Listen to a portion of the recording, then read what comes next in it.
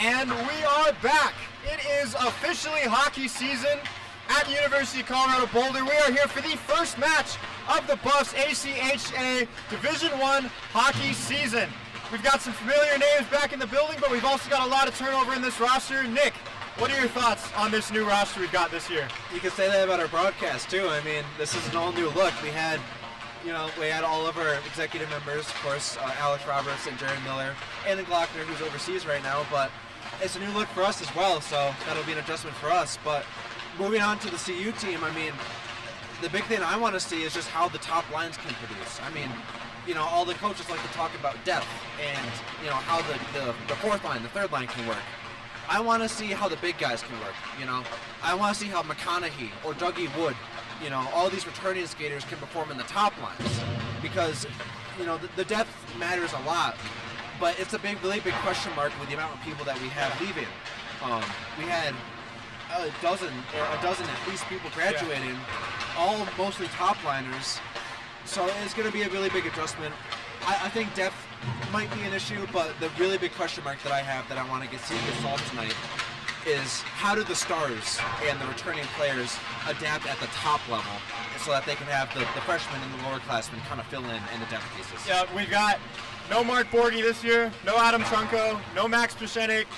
We've got some familiar faces like his name's not coming, Drew McConaughey, excuse me. Huge year in 2022-2023. That trifecta of Trunko and Pashenik and Borghi and McConaughey was on fire that year. He cooled off a little bit last year, but he was still one of the lead scorers. Got Raplis Marcinkevičius, freshman standout last year. He's been doing absolutely incredible for this team. We'll see how he developed over the offseason. But on the first line, we've got Dougie Wood in the first line, leveling up from just that, reliable third, fourth line enforcer. Now he's back on the first line according to the chart that we were given by Coach Jablin. And I'm very interested to see what that means for the scheme they're going to go with this year. You were telling me before the game earlier today, it's not usual you see those enforcers in the top line like that. Yeah, and I think that's the statement to how flexible Dougie Wood is. I mean, we've seen him perform at all levels. A good depth piece, but also just a really reliable skater. I mean, he'll do whatever you want him to. I think especially when you're playing Midland, we're not in conference play yet. Don't have to worry about any WCHL opponents who, we don't know how they're going to shape up this year. But we're playing a Midland team where it could go either way. So you might as well have those flexible pieces, switch up the top lines, Yeah. Especially with the way that we had the star players kind of graduate. See what first line sticks, This is the time, the very first game, the very first series. Throw whatever at the wall and see what sticks. Yeah. And Matt, it's your first game on the broadcast with us. And I'm excited to be here. Been trying to do my research. I'm excited to see how Coach Jablin really starts to control his team now going into his second season. We know he used to play here for us, so I'm just really pumped to get this thing moving. Well, in case you don't know, Trace Jablin, head coach of the Colorado Buffaloes, was a player here for 3 years. He started out at Endicott College, Division III college, after bouncing around the junior scene, was in Massachusetts, St. Louis, Texas, ended up in Massachusetts again for Division III. Then he came to Colorado, played for the Buffs, made the playoffs with the Buffs, made the USA University hockey team, went and played a game in Siberia, which is not the most friendly place to be at the moment, and took the Buffs to the playoffs. That's something that this team hasn't done since he was the captain of this team back then. And last year, arguably one game shy of getting that Nationals bid.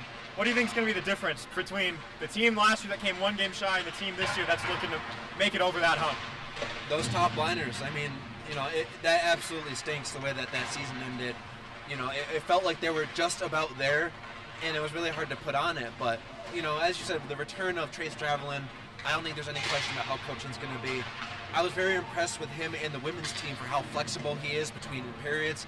He can switch up that roster at the drop of a hat. So, I don't think we're going to see a collapse the way that happened at that very last game. Yeah. Because I just trust so much the way that he can kind of adjust on the fly like that. But I think the difference to that point is the top liners. I was really, really impressed the way that Marcinkevičius, there was a lot, that was sad about the way that the season ended, but there's a lot of bright spots too. And I think Marcinkevičius, he might be the X factor. I can't predict who the absolute stud is going to be on this roster, I think Rapp is going to get it done, and I can't wait to see how he performs, especially tonight. Yep, the Lithuanian national first came to the U.S. at, I believe it was called Salisbury College, or Academy. It was a prep school. Came here for a few years of high school, made his way back to the U.S. to play college hockey. He's quite an old sophomore, older than usual, but I guess that's the norm for the ACHA hockey scene. And he's gonna. I agree with you completely. I think he's gonna be the guy that makes the difference for this team. Losing Trunko, who I believe was a 5-year starter almost for this team, absolutely incredible player, making plays every single night. Losing Borgie, underrated player of last year. Most of the people talked about Trunko. Borgie was that other captain, and he was incredible last year. Incredibly reliable, never made rookie mistakes or rookie errors, never got too high, never got too low. And now it's up to Rapolis to step up in that role. I've talked to him a bunch, and he seems very mellow to me off the ice talking about the game, but when he gets on the ice, he's a different animal. I mean, I think it was the second Oklahoma game when they had blown an early lead, and there was 30 seconds left, and he just smashed his stick on the bench, just smashed it over and over and over again because he just could not handle the feeling of losing a winnable game. And that was a feeling he had to deal with a lot last year. This team lost a lot of winnable games. Oklahoma, San Diego State, Colorado State. It was just over and over again. They were not sweeping series that you felt like maybe they should. And that became the difference. And so the hope, if you're a Buffs fan, is that they use that that motivation, to just make sure that doesn't happen again. Just be more disciplined, less sloppy penalties, less turnovers. The turnovers killed them a lot. They gave up a lot of breakaway goals. Matt Server, some people talk about some of the goals he gave up. They didn't really do too much for him in some of those quick, fast break-like situations. So hopefully everybody just cools down. This Midland team, they're in this ACHA Division I for a reason, but if you're the Buffs, you scheduled this game for a reason. So just stay grounded, make sure you play your game, and like Chance the Rapper said, let's do that hockey. Yeah, and to that point too, I mean, you're right. Captaincy is a huge question mark this year, and still no captains. Trunko Talked and Borgie, yeah. Talked to Coach Jablin before the game. Still no captains yet. Yeah, and you know what? That's kind of a really positive indicator of what we're going to see tonight. I mean, Borgie and Trunko, what a huge loss that is, not only for talent, but just the way they led that team. Whenever we talked to them in the locker room, they would come out just to congratulate Mark and Borgie and Trunko, excuse me. Yeah. You could tell that they owned that locker room, that they had their guys under control. And that's why I want to see, and I guess that gap that was kind of created, where I don't want to know who the captain is right now. I want to see, who sticks up for their fellow man. I want to follow along. Maybe we ask after the game, who are you seeing right now own that locker room? Because right now it is anyone's to take. Yep. It could be a defenseman. It could be a goalie. Yep. It could be a forward. I want to see who mentally can fit that gap. Because there's undoubtedly huge talent here for these returning teams. How do you replace some of the best captains that this program has ever seen? And I think we're going to find that out maybe over the next couple of weeks. Yeah. We don't know when they're going to name those season A's, but I think they're going to stand out not only in the talent department, but we'll just know. When we go to ask in the locker room, who's coming out to congratulate them? Who's coming out and saying, "Great game, man," or "Thanks for having my back." And I think that's what this team needs most importantly. And I think that's anyone's position to fill right now. Yeah, I think opening at home, that's a big deal. You've got to capitalize on that. I think the goal for the Buffs this weekend should be 2-0. Opening at home, you can't give that up.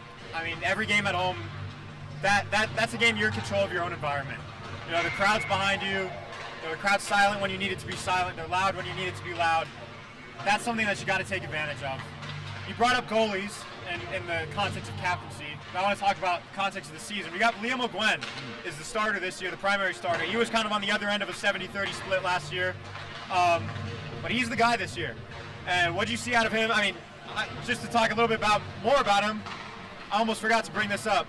Still the Prince of New Jersey. He was ducking our boy, Jared Miller. Jared, if you're watching this, I promised you I'd bring this up.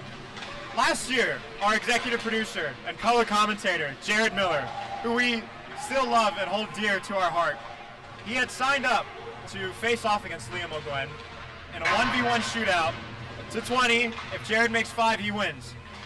O'Gwen agreed. He was on the podcast. He's a friend of the show. And he came and he agreed, but then he ducked Jared. He didn't show up. That Thursday morning, it was 6 in the morning, and me and Jared were in the locker room waiting. And Coach Javelin came in and he's like, I don't think OG's coming today, man. But we got Matt. So Matt took the challenge. He beat Matt. I think it was 5 to. I think he got 5 on the dot, or did he get 6? I think he got 5. I'm not positive, so I'm very. You can go watch that. That's on our YouTube. It's called Athletes versus Reporters, I think. Something along those lines. It was an incredible video. One of the most fun events I've had during my time with Sco Up Sports. But back on topic of tonight's game. O'Gwen, starter, dealt with some injuries 2 years ago. Missed a few games because of that. But then last year, Matt, like I said, was the lead guy in that kind of 70-30, 80-20 split. He started the first game of the CSU series, and then Matt finished that out, and that was the game that ended up costing the playoffs. So what do you see from OG here? Yeah, I mean, server, right now, I think the best thing that would help him is just a defenseman pair that can help him out. I mean, a lot of these goalies are really good at those breakaway opportunities. Colorado allowed way too many of them, and you can be as mobile as a goalie that you can. Some of those breakaways, you just can't have any control of. So I think defensive pairing right now, I want to see more from them than I do Liam O'Gwen. I have absolutely no doubt that he'll be a really good producer. He'll come up big. We're going to see 2, maybe 3 big plays out of him. I need to see his defenseman helping him out, especially when we have new pairings coming along. That's the most production I want to see. And I guess to your point too about New Jersey, we have so many people coming from New Jersey. I don't know if you played college football, the video game that came out. Yep. It's like we have a 4-star pipeline. I mean, we have so many people, despite being over 1,500 miles away from New Jersey.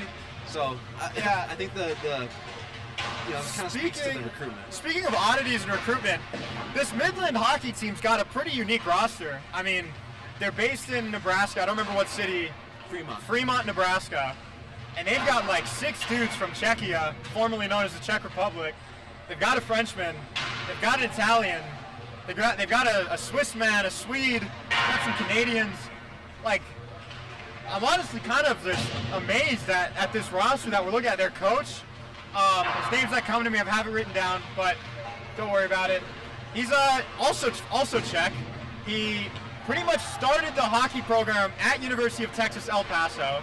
And now he's over here leading this roster of like 5 Czech players, an Italian, a Swede, a Swissman, and a bunch of Canadians, compared to our very American roster here that the Buffs have. I mean, this is kind of just like the oddest matchup I've ever seen when it comes to rosters. The time is 6:45. The players are now lining up, head back into the locker room. The buzzer just sounded to kind of end warm-ups, and the refs are going to send everyone back in. I do want to make a note. Oh, never mind. There he is. I was going to say, I only saw O'Gwen on the ice. I was wondering where Caden Boucher is. We didn't have him on the game day roster. We had the goalies listed as Liam O'Gwen and Charlie Maynard. I could not find any information on Charlie. Charlie, if you're watching this, please reach out. We got to find something about you, man. At least a LinkedIn or something. So, yeah, I guess the game day goalies will be O'Gwen and Boucher, which I guess we could have expected. Boucher was kind of that third guy last year. So that's kind of on us for being a little silly in the head. I do want to talk about the freshman, Jake Carney. He's brand new. I don't know where he's from, but he just played in the USPHL. He had 13 points and 1 goal last year. You were telling me he's kind of in that like libero defenseman role. Tell me a little bit more about Carney, what you expect from him in his first game with the Buffs. Yeah, I mean, he's kind of that substitution guy, he's that wild card. We don't know where he's going to be put on, but you're going to only really see that in these kind of games where we're not in conference play, we're not in the rigid rosters yet, we don't know who's the first pairs, so we're going to really see how he kind of fits in, especially for a really young guy. I think he makes those kind of substitutions, though, where you're not going to have the same defensive pairing twice. Yeah. You're definitely going to have those, mismatches, see who works, see who doesn't, see who's the more mobile and who can cycle the puck better. It's just really going to be all over the place. I think we're going to have a pretty rigid set of line pairings, which we can get to. Defensemen, though, I think that's going to move around a lot. And that's what you really want, because defensemen is harder to gauge. It's harder to see because it's not really about stats. It's not a very active position. Yeah, so I think they're just going to, flex as much as they can right now before conference play starts. I wouldn't discount Midland, though. I think they're going to bring up a challenge. I didn't expect their recruiting to be so well and for them to have so many connections, but I think they're a pretty well-coached team by the sounds of how their organization is, and I think we're going to see a a battle of coaches tonight more than players. Speaking of that Midland connection, Sam Thrutchley, assistant coach for the Buffs, actually played at Midland. So if their roster situation and history could not get any weirder, we've got that little nugget for you. We've also got Luke Gosnell, player for the Buffs up until last year, just graduated. He's also joined the assistant coaching staff and got a managerial change. Lacey Daniel, friend of Sco Buff Sports, taking over in the manager role over there. Shout out to Lacey. Now, just briefly, before we go to pre-show break, we did see Rapolis come skate out all the way over here. And I do want to ask you, on a scale of 1 to 10, what are your thoughts on Rapolis Marcinkevichus's hair? It was flowing pretty well. Yeah, I saw that. I noticed that he didn't have his helmet on. Yeah. I mean, most players do come out in warm-ups with their helmet, but you know, it was, like you said, it was flowing. It looked pretty good. I don't think he put any product in it, honestly. Yeah, I think looked he just really natural. Woke up like that today and said, I'm rocking with it. Yeah. I mean, he is truly a man of many wonders. We'll see if he can carry over those wonders from last season. When we're back with Sco Buff Sports, I've been Patrick Dawson. This has been Nicholas Evans, Matt Spivak, and we will be back at Face Off. Thank you, guys.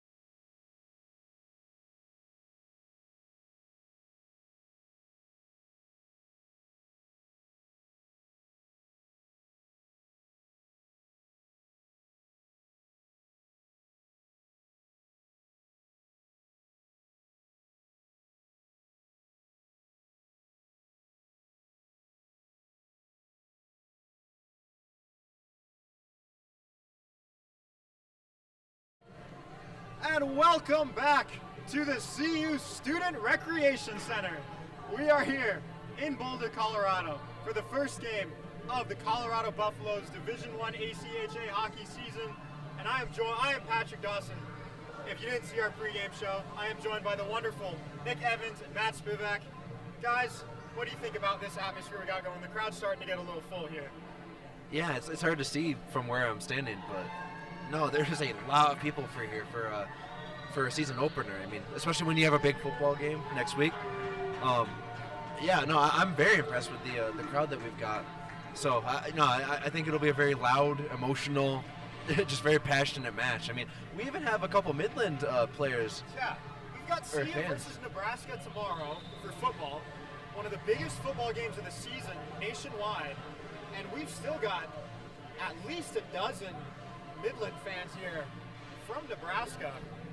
It's quite the interesting weekend choice, but I can't blame them. I mean, we're here for a reason, aren't we, Nick? Matt, this is your first game on the broadcast. It is. Tell us a little bit about what you're feeling right now. I'm feeling excited, man. Not too many nerves going through. I mean, I got two pretty good commentators sitting right next to me. Flatter me. Come on now. Looking out in the stands, man, I see a good split between a lot of family, but also a bunch of CU students out here looking to support our club D1 men's hockey team.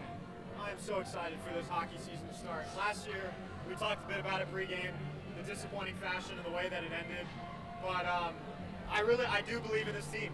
I do think they've made maybe not a lot of quote great moves on paper. I mean, you lose Borgie, you lose Trunco. I think we're getting ready for the anthem here, are we? Yeah, get a look at this. Not hit the ice. Just to keep going on my tangent, losing not just Borgie and Trunco, but you lost Mishenik, you lost George Issa. Not really sure what happened there. George Issa, not with the team this year. Lost Matt Server. You lost quite a few good players. And now, I think they're going to get ready for the national anthem. And I will stop talking so we can get on track here. I think someone should tell Midland that they're facing the wrong direction, unless it's some kind of ritual I'm not aware of. But yeah, CU has not entered the ice yet, so... Yeah, I'm a little bit confused what's going on here. We're all starting a little bit later, so maybe locker room issue. Hey, I mean, the crowd's ready. Yeah, no doubt about it. These guys, Oh, yeah. both sides came to play. Here they are. Buffs have hit the ice. You can hear the crowd reaction. Boulder is ready for some ACHA Division I men's hockey. Wow.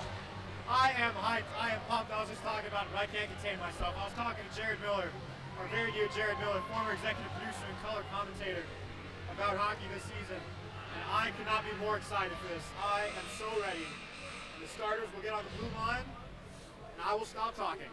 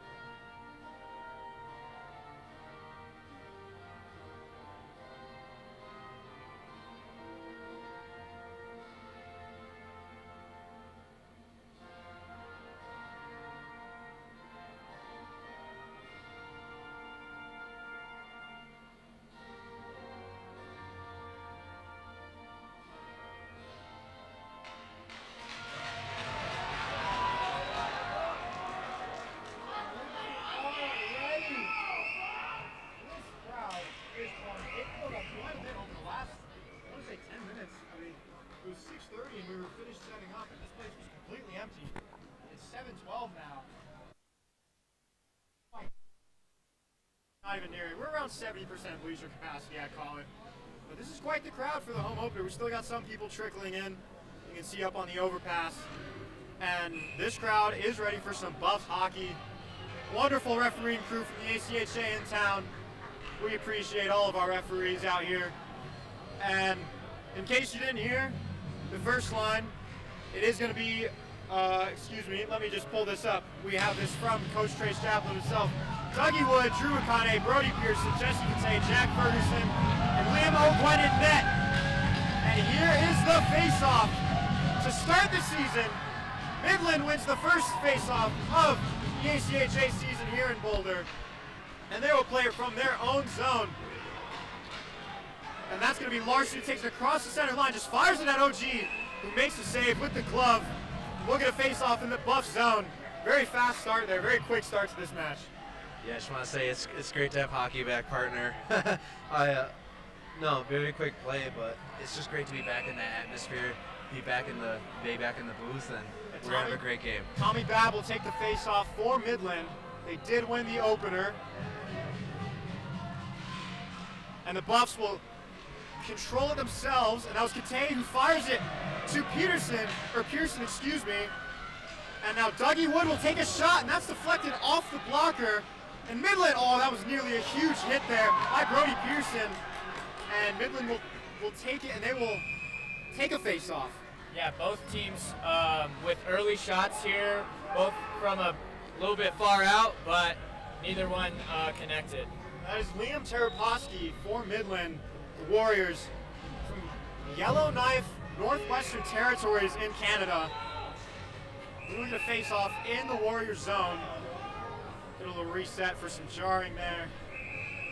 Another one, there was a little whack on the leg there by the Warrior on Jacob Rosalenko. They're going to reset, and Midland will control the face-off. That is number, excuse me, I couldn't really read the nameplate there. Oh, and that's a really huge hit on the Midland bench. And there's going to be a little fast break opportunity, but the Buffs defense holds strong.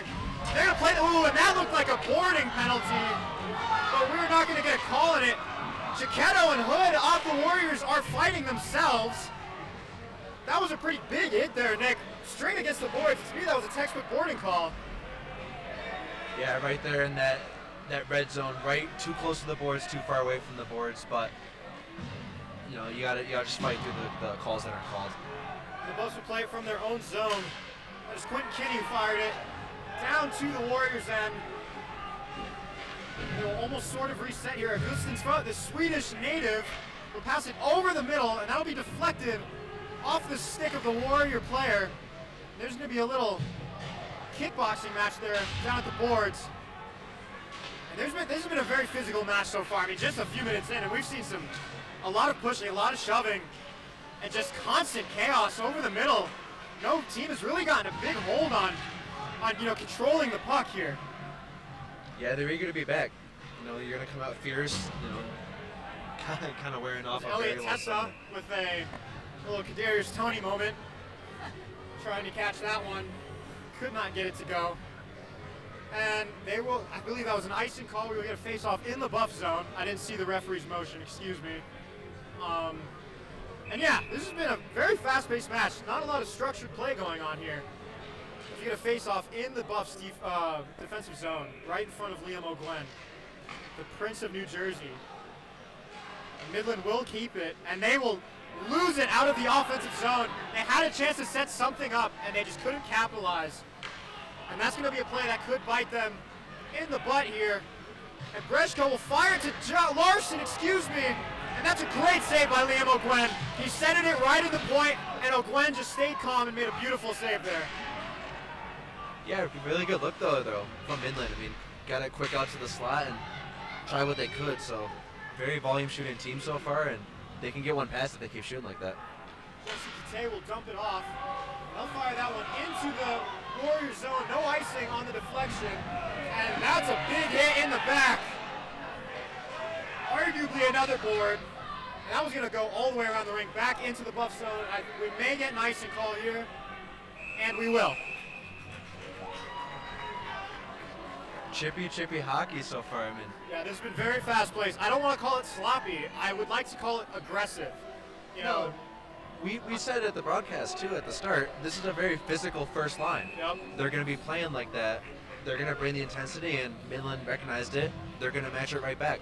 That's going to be Charlie Sandberg. Only 5 appearances last year, taking the face-off. Midland will keep it. It's Charlie Sandberg's second year in the ACHA. Hoping to have a bigger role this year after, like I said, only making 5 appearances in his rookie year. Midland will shoot it into Liam O'Gwen, nearly put it into his own net there. Kind of sort of lost it. Reichart will fire it towards O'Gwen, and he will deflect it over the net. Reichart will come off the ice, make a sub. The Buffs are going to try and keep it away from behind their net, get it out. As Charlie Sandberg got put on the floor, and that, I'm surprised he didn't call it offsides. They do say it stays onside, but wow, what a huge hit Sandberg took there. As Blevins put Kochanowski on the floor just in front of us. Oh, and that is a great defensive play. I think that was Jesse Kate. Nearly disastrous there, and O'Gwen will deflect it over the net. Kate, he kept his stick in the point. He tried to fire it across the point to the Warrior on the other side. I didn't catch the number there. That was nearly an instant goal for the Warriors there. Yeah, disastrous is exactly how I would put that. You know, lost possession of it in a horrible spot. Thankfully, no one there to catch that centering pass, but I mean, you gotta win this one. Bodies are flying around early in this game. I mean, it's looking very physical off at the start. Matthew McCaw will take the face-off against Drew McConaughey. Excuse me, McCaw's been kicked out. And we will have a Giant take the face-off. That was Zach Weber. Dougie Wood will take it in the middle. And he'll pass it over. And that will be a turnover for the Buffs. This will be a 3-on-3. You got a hat on a hat here through the Warriors. And nearly the goal from Midland. Unbelievable. Cachetto had the deflection opportunity off the rebound, and he couldn't corral it. And that was a guaranteed goal if Cachetto gets his stick on the puck there. That was almost a disaster for Colorado. Yeah, I want to see an adjustment quick for this Buffs team. I mean, a couple bad giveaways, and Midland's been getting some pretty good looks. So you got to be faster on the puck, and you can't be turning that over the way they have. Arsen Kevicius will face off versus Hugo Lukakovic for Midland. There's been an injury on the ice. That was Matthew Kochanowski, I believe, number 10, going into the locker room. Hope he's okay. We will try and get an update. I don't know exactly what resources we have to get an update for the Midland fans. And this will be a 1-on-2 for Breshko. And that one's deflected by Quentin Kinney. What a nice play there with the stick. Oh, that's another just near goal there. This has been the Buffs scraping by the skin of the teeth. That's been the name of the game tonight. And Marcin Kevicius will fire it to Hofteaser. It'll go behind the net. And Midland will clear it. And they'll try, and he keeps it. I believe he kept that in the zone. That will stay on sides. And the Buffs, that was nearly a good wraparound opportunity, but he just lost the puck. That's Rosalenko fighting for it on the boards there. And I can't make out the number there. I believe that was Cade Nishanik. That's a nice man. Larson can't get on his feet there. And Midland gets it out. And that is a huge hit on the boards. There's going to be a delayed penalty on Midland. The Buffs will have a 6-on-5 opportunity. Dina Mizio will lose it. And we will get a power play for the Buffs. I couldn't quite see what the infraction was, but I did see when the hand went up. I don't have the call there for you. It might be roughing based on where the puck was.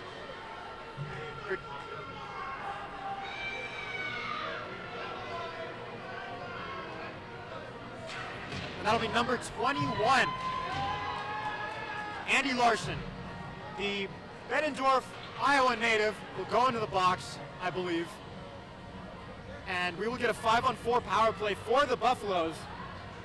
We don't have a sponsor for this power play, so presented by ScoBuff Sports. We've got our first penalty in this game, just about 5 minutes in the first period. Let's see if the Buffs can capitalize right here. And we've got a huge chant going from the student section. I can't really make out what they're saying. Are they saying duck Nebraska? No. Like get under Nebraska? I don't know what they're saying. I'm not too sure, Patrick, but I don't know. That was a good moment to see the crowd getting involved here. And that's going to be a fast break opportunity for Hood. Isaac Hood will fire, and he misses over the net. Couldn't even get it on goal. That would have been an electric opportunity for the Warriors to score a short-handed goal. And the Buffs can't keep it in the zone. And Slonic will pass it over to Brody Pearson to try and reset and get it going. Blake Bevins was a target there, could not get it. Be another shot by Cichetto. And we'll get a short-handed face-off. And there's some chippiness there against Cichetto. Not really sure what's being said. Oh, and he almost swung on him there. That was a little, Blake Blevins showing his attitude there. And we are seeing some very chippy play here by both sides. We've got ourselves a nice environment in here, boys. Yeah, I think we should have stressed more that this is against a Nebraska school. I mean, yeah, this is a big week for CU versus Nebraska in all forms. You can say that again, Patrick. We will get Luka Kovic versus Rapala's Marcinkevičius on the face-off. Midland will win it. And they will kind of almost give up on it there. Tried to dump it to the half wall, but it didn't really work out for him. Marcinkevičius fired across the ice to a Warrior who will try and clear the puck. And that is Jack Ferguson, who corrals it behind Liam O'Gwen. And he will leave it off for, that is number 91, David Hofteaser. Marcinkevičius with a great deke over the middle. And he tries to shoot it, but it is deflected off the skate of a Warrior. And that is going to be Lashinsky taking it over the top, passing it down to the half wall. That was a great move by Marcinkevičius there as the Warriors clear it, and Jack Ferguson will chase it down. Just under 30 seconds left in this power play. Let's see if they can get anything moving right now. Rosalenko will pass it back towards the goal, towards Jack Ferguson, who will dump it off for Marcinkevičius. He will take it at the half wall and take it himself. Fired over the middle to Lashinsky, who keeps it onside, and that's a shot. And that is a save. Lashinsky had the chance with it, just one-on-one with the goalie sort of there from a tough angle, but he took the shot. That's a save, but I like the shot there. I would rather him shoot it than wait for somebody to try and come help him out there. How about that breakout pass? I mean, yeah, that was a beautiful pass by Marcinkevičius. Yeah, and then we can't understate how much, he's really good at shooting and his deking skills, but his passing and just spark plug ability cannot be understated on this ball. Tommy Babb and Charlie Sandberg faced off there in the Warriors zone, and this will be the end of the power play. Bandoni will take it and kick it back to Hartman, who fires it over the middle, tried to get it to Sandberg, and Sandberg will beat, I thought he beat the icing there. I thought that was relatively clear. I don't know if either of you saw what I was looking at there. But we will get a face-off in the Buffs defensive zone. And that power play was a huge opportunity for the Buffs, and they didn't capitalize on it. Still nice to get the first power play of the game, though. Let's see if they can get another one here shortly. That's Tommy Babb again on the, that was not Tommy Babb. That was Captain Logan Watton on the face-off for the Warriors. And the Buffs will then continue to poke around for it behind the net for firing to the top, and that's a save by O'Gwen off the stick. And the Buffs will get it. Blevins has a chance to clear it, and Quentin Kinney also had a chance to take it for a fast break opportunity. Neither of them could do it. And there's going to be an icing as Hartman beats the Warrior to the puck. We'll get a face-off in the Warrior zone. You're going to have a very sore voice tomorrow, Patrick, and I can't blame you. It's been a very intense game. You can't understate that we are playing a Nebraska school. There's not really been a moment to breathe in this one. This has been one heck of an opener so far. That'll be Roman DiDomizio taking the face-off. Not sure against who. They're arguing with the refs rather than lining up for the face-off, and that'll be number 44, Logan Watton, the Fox Warren native for the Warriors. He'll fire a shot, and that's deflected off the defender. And Midland will clear it out of their zone. And that'll be Hood trying to take it on a 1-on-2. Cannot do it. Number 10, Matty Hole, or 20, Matty Hole makes the deflection. And Lashinsky fires, and that one's deflected. And he fires off the rebound. That was Kane Slonic. The rebound just came right towards him from the Lashinsky shot, and he didn't hesitate there for a minute. He fired a laser on the slap shot there. That's the Buffs that I know. that can clear that, or excuse me, that can enter the zone, that can sustain pressure, that will keep the zone. That's exactly what they need, and they're going to pile shots on like that. Connie, he can't win the face-off. 11 minutes and 30 seconds left in this first quarter here at the CU Student Recreation Center. And that'll be a 2-on-1 breakaway if they can play it properly, which they can't. Great defensive play. I think that was McConney. He put his body on the ice there. And the Buffs will clear it. And Warriors will keep the pressure going. They're not really resting for a second. Augustin, the Swede, will try and make a play behind the net with his feet now. There's going to be some kickboxing and Augustin retreats. He's going to get off the ice, but he is replaced by another Warrior. Not really giving up here. They're not. The Warriors are really not trying to take any minutes to reset here and try and set up an offensive set. They're just all go, foot to the floor, really doing their best here. We'll get a stoppage and play here. Didn't quite catch what happened. I don't know. Did it go over the net? What is offsides? Didn't really see what happened. Well, regardless, I mean, they absolutely needed that reset. Midland was trying to be clear and trying to reset to get their linemen that they want out there.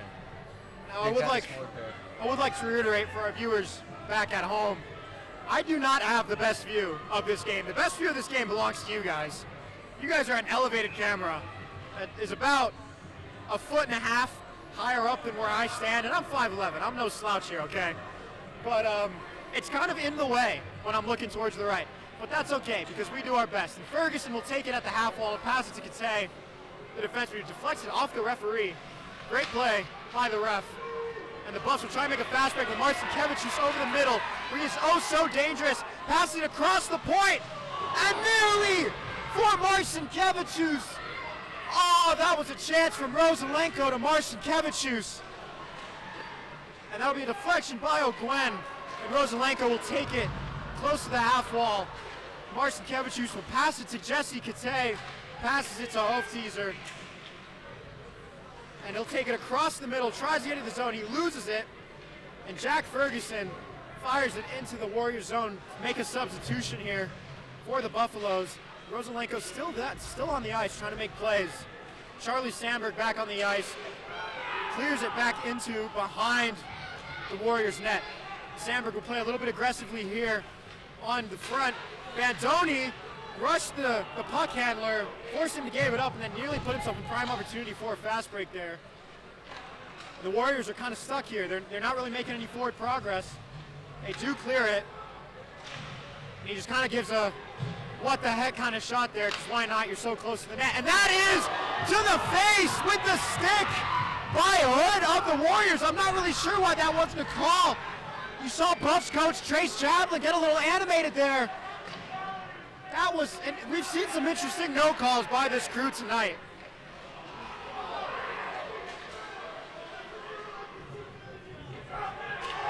And the Buffs will clear it. And Midland with Milan over the middle, not the Italian version.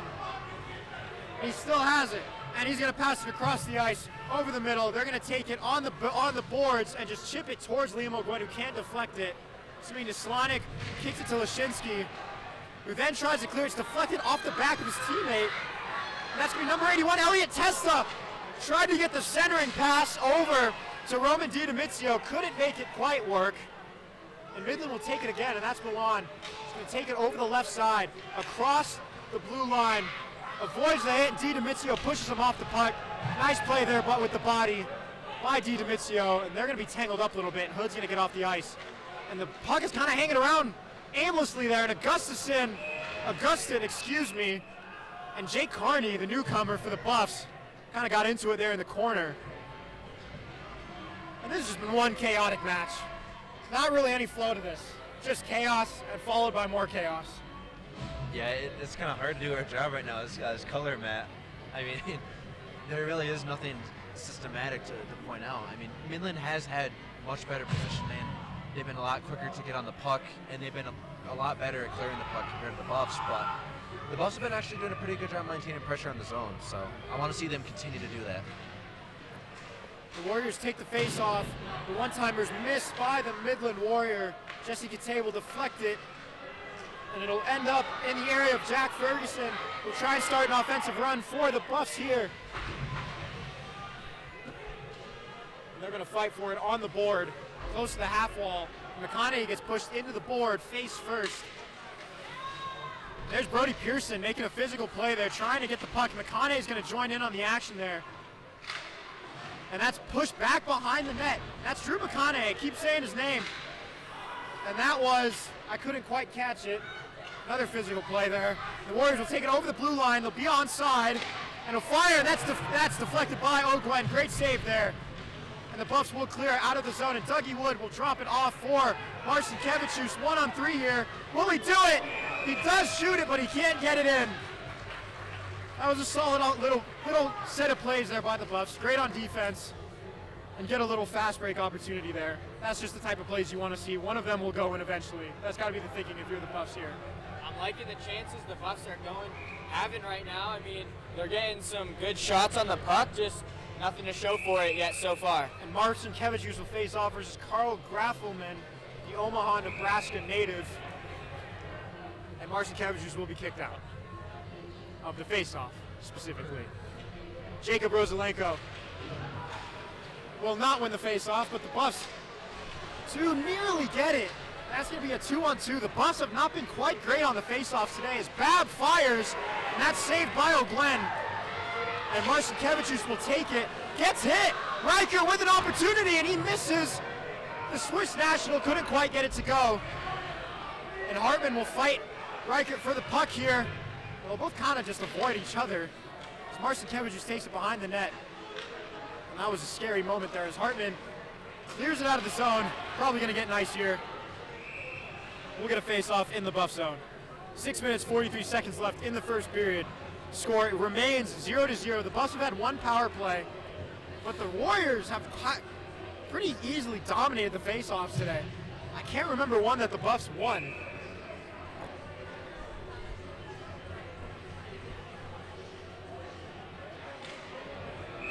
They've been very chippy on the face-offs. There's been a lot of stoppages here.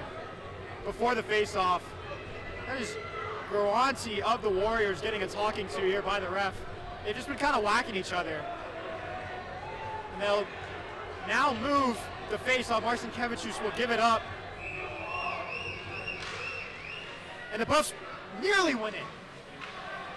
Couldn't quite do it. And here's David Hofsteser, passed it, tried to get it, or excuse me, Rosalenko tried to get it to Marcin Kevicius, couldn't quite make it happen. That is number 4 of the Midland Warriors. I don't quite have that number down. A little concerned what's going on with that one. I'm just going to go ahead and blame the Midland Warriors hockey team because I got the numbers from their website. That's a nice hit by Milan on Blake Blevins, excuse me. And Kenny will pass it back to his teammate. Couldn't quite catch the number there. Kind of struggle with the numbers. My vision isn't necessarily the best right now. Sorry for that. And they will fire towards O'Gwen. That won't be an icing, as the Warrior does get to it time, and Weber can't quite get it away from the boards. And Matty Hull passes it over the middle to Charlie Sandberg, who can't get it. Now Hull has it again. It'll be on the Buffs bench. Oh, and he couldn't keep it himself. Cam Bandoni lost it there, and that's going to be an icing. If he could keep it, that stays in play, and the Buffs have a chance to get a run set up, but he couldn't quite make it happen there. I mean, apart from the icing, of course, Midland and Colorado have been looking a lot more disciplined.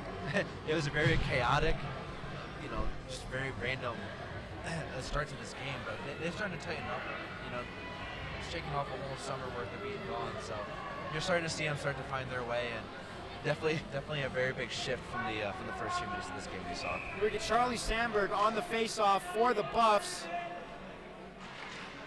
and he cannot win it for the Buffs again. It's going to be a problem if they can't control any of these face-offs in their own zone here, as Hull takes it behind the net and chips it to Bandoni, who tries to get it out, but he can't quite do it. O'Gwen with the save. And Bandoni got on the floor there to stop that one from getting centered. And the Buffs will try and get it out here. Hull will have it, and he will clear it out of the zone, and Wisely will take it for the Warriors back into his own zone.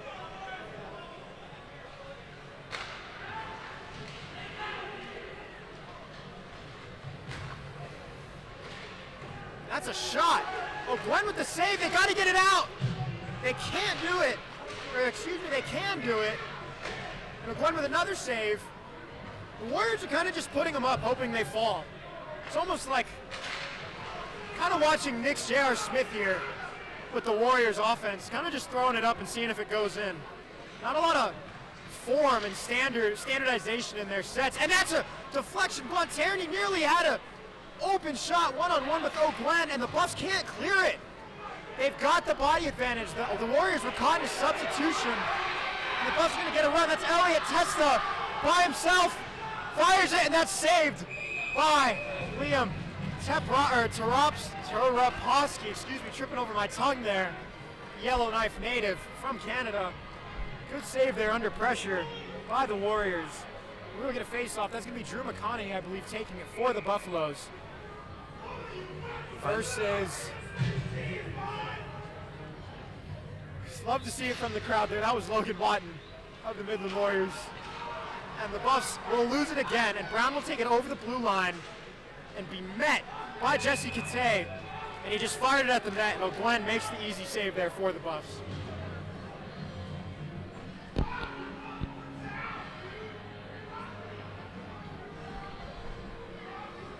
Four minutes remaining in this first period. We're going to get a face-off in the Buffs' defensive zone.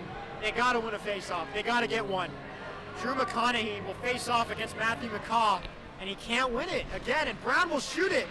It was deflected off Dougie Wood's stick, but O'Gwen still made the save, tried to center it right in front of him, but he couldn't quite handle it. Brown fires it behind the net to Weber. Weber to McCaw. Down at the half wall, they're fighting for it. Weber will get it back, and he will just fire in front of the net, and that was nearly an opportunity for McCaw to just kind of poke it in the net there. Milan to Brown. Brown will be attacked by Dougie Wood. And Augustin will shoot it behind the boards, taking the big hit from Jesse Kate. And the Buffs will finally take possession of it. Jack Ferguson tries to pass it down to Pearson behind the net, nearly in there. McConaughey had a chance. Couldn't quite make it happen there. This is going to be a fast break for Larson for the Warriors. And Breshko's going to go behind the net to the half wall. And the Buffs are going to try and clear this one out from right in front of their own keeper. And he's going to keep it in play for the Warriors, but it's going to be taken by David Hofteaser. He's going to take it across the blue line, and he loses it. And he's going to push wisely into the boards. And Hofteaser again trying to make a play on it with his stick, makes a deflection, and that's, Hofteaser got put on his derriere there. And Marcinkevičius will fight for it with two Warriors. Somebody's got to go help him out there. Rosalenko joins the action, and he fires, and the deflection. Couldn't make a clean save, gave up a scoring opportunity, but the Buffs couldn't capitalize. Marcinkevičius keeps it, and that's a glove save by the Buffs. Oh, and that's a hard play there. That is tough to see. We're going to get a fight on the half wall, on the boards. That was Rosalenko. After the play, his stick was tangled. He tried to get it free, and it looks like he swung it and almost like hammer stroke down on the goalie there, who was in some pain, but he looks okay now. And he took some punches there, I think. You said it best. Quite the chaotic moment there. I think Rosalenko's going to hit the box. I don't know if we'll see a major or a minor for that one. Surprised we're not seeing anything on the retaliation there for the Warriors. It will be a Midland power play with Rosie in the box. That's actually a good question. I don't think I've ever in hockey seen a player just kind of, make an axe motion. That was odd. and hit the goalie. Buffs do not win the power play. They do make quite considerable effort to get it out, and they do get it out. They would clear the penalty kill unit off to a great start. That was Cam Bandoni made the last touch there. As Midland will try and take it and capitalize on the power play. Bandoni with a great play with his stick on Wisely. As Brown takes it over the middle line, Wisely, and Blevins got tangled up there. Surprised we didn't see an interference penalty. And Kate misses the puck, and O'Gwen lets up the goal. And the Warriors get the power play goal. Jesse Katay had an opportunity to put himself in front of it, and he couldn't quite make it. And that's going to be a power play goal. I couldn't quite see who got it. There was a few bodies in the area, but I do know Katay had a chance to get it out, and he couldn't quite do it. O'Gwen couldn't seal off the corner there and just let it slip by. That's a sloppy goal. That was a savable goal by the Buffaloes.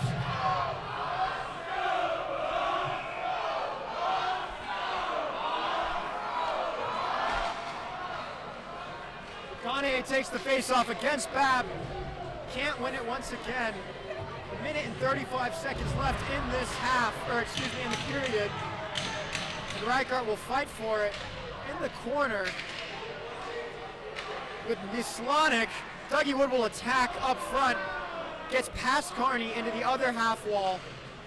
And that is a giant. I think the Big Show has made his way onto the ice for the Warriors. He gets behind O'Gwen. Carney's fighting for it. Wood's fighting for it. He's going to push the Cichetto, into the boards. They got to get this out of their own zone. There's only a minute left in this period. You got to survive it. Cichetto gets it out, and McConaughey will try and pass it. Dougie Wood, who can't get it on his stick, comes off his skates, and he's going to pass it to Cichetto, who gets hammered against the board. The Buffs fans like that one. Dougie Wood getting active over the middle against Babb for the Warriors. And the Buffs will clear it, and I think we're going to get an icing call here with 41 and a half seconds left in this first period.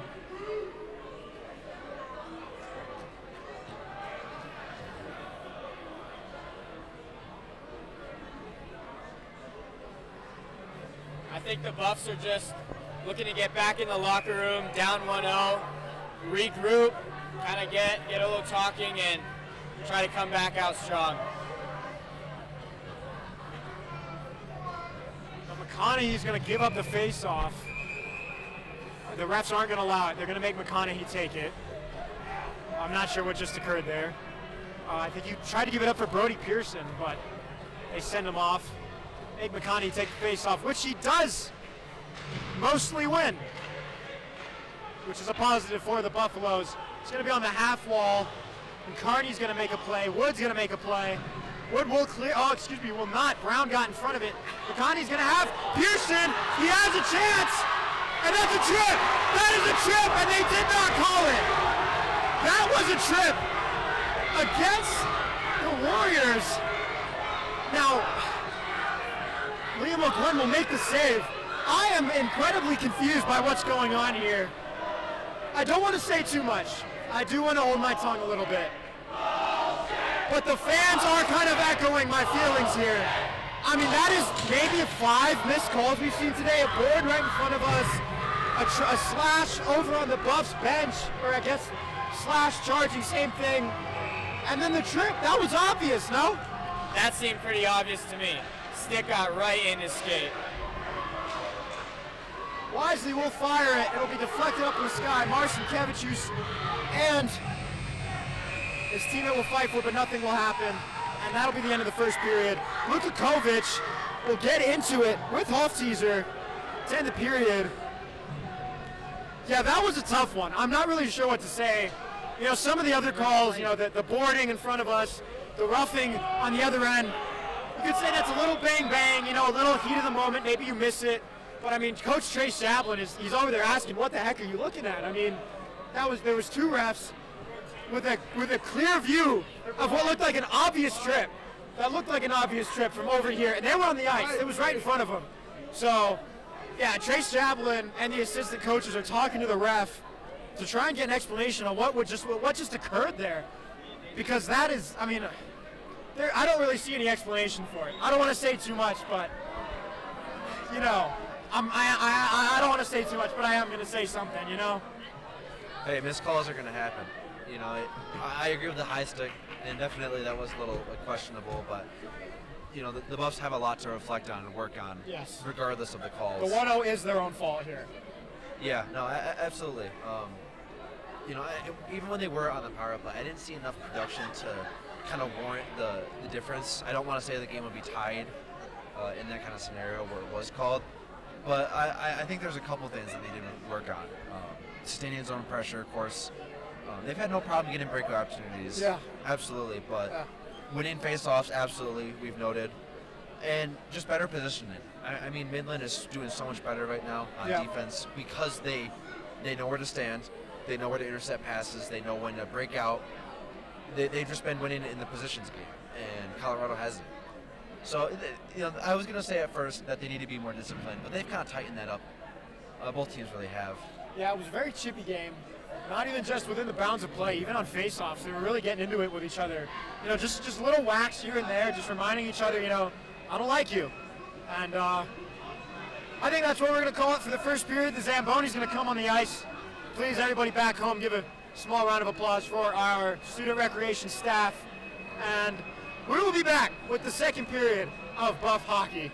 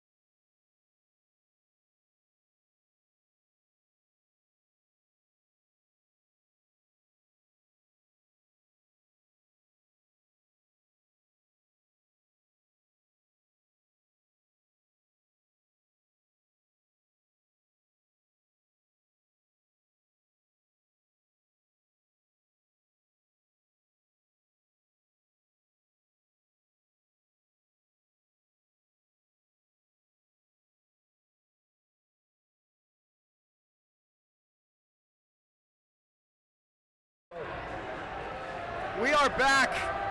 Short delay, sorry, missed the first 30 seconds of the period. We're having a little bit of a technical problem here. The stream may cut out once, it may cut out twice, may cut out a lot more times. We're working on that behind the scenes, but for now, let's just focus on the hockey. Let's focus on what we're I was going to say what we're in control of, but we're really not in control of what's going on the ice. We're more in control of what's breaking back here. But we'll do our best. That's Hartman over the middle. A little slash there at Babb, but it won't be called. Wood has it, and he misses! And Pearson nearly had the deflection. Dougie Wood had it right in front of the keeper, could not get it to go. Pearson nearly had the deflection. Pearson and McConaughey will get into it with Babb on the wall, and now there's a buff on the floor, and we're gonna get a stoppage of play here. Dougie Wood took quite the beating there on the floor. Everybody's kind of just swiping at him. That was a nice move by Wood coming up the ice, a little crossover in basketball terms, just couldn't get the finish he was looking for. DiDomizio will take the face-off, and he will win it. Good job there. Nislanik clears it behind the net before taking a beating. DiDomizio fires at the net, and it's deflected off Lashinsky. And DiDomizio, that was Nislanik who ended up getting it back, not DiDomizio. And the Warriors will try and pass along the half wall. And it's picked up by the Buffs. Tried to get it over the point, couldn't make it happen. Nislanik can't get it for himself. That's Elliot Testa chasing it down there in the corner, taking a pancake. Swished like a pancake across the board. DiDomizio hits the deck. And Carney tries to get his stick in there. Can't do it. Oh, and that was nearly a goal. Oh, Gwen was really slow to get back in front of the net. And they almost had a wide open opportunity to fire it into the net. That was a little concerning there. Just another update on our technical issues. We should be good for a few more minutes at least. I think we're doing okay for now. And there's gonna be a trip, I think. Yep, and he's gonna be sent off to the box. That is number 10, Charlie Sandberg for the Buffs, sent off for a trip. Or no, not off to the box. Sent off the ice. The ref pointed him to go off. I don't know if you saw that. The ref did tell him off and sent him off the ice, but I don't really know what happened there. The fans didn't like it. I can't really say if I liked it or not because I have no idea what happened. But Jesse Kite, or excuse me, that is not Jesse Kite. That is Jesse Kite. Tried to take it against the board. We're going to get stoppage in play here. And we'll get a face-off in Buffs territory. A lot more sharper, I would say, right now. I mean, the Buffs, we mentioned had a couple things they needed to work on, but I think so far they've been working on them pretty well. So they need to keep it up, and as I said it before the game started, they learned from their mistakes. So I think they'll have no problem adjusting here.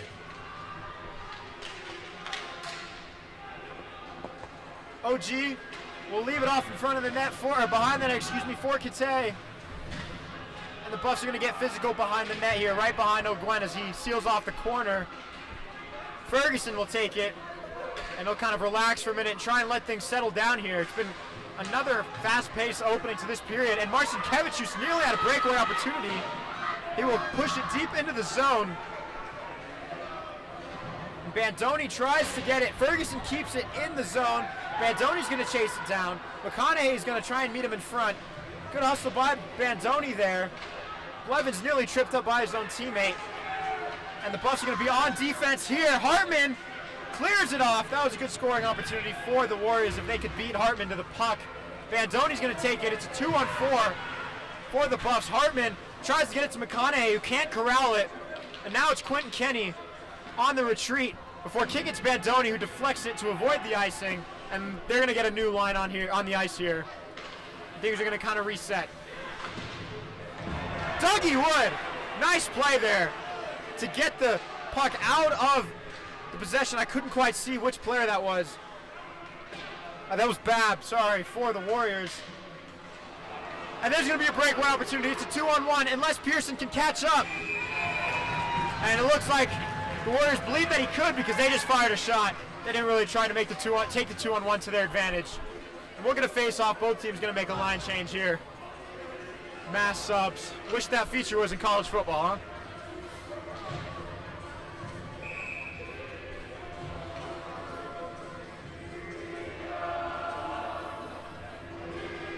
We're going to Buffs face off.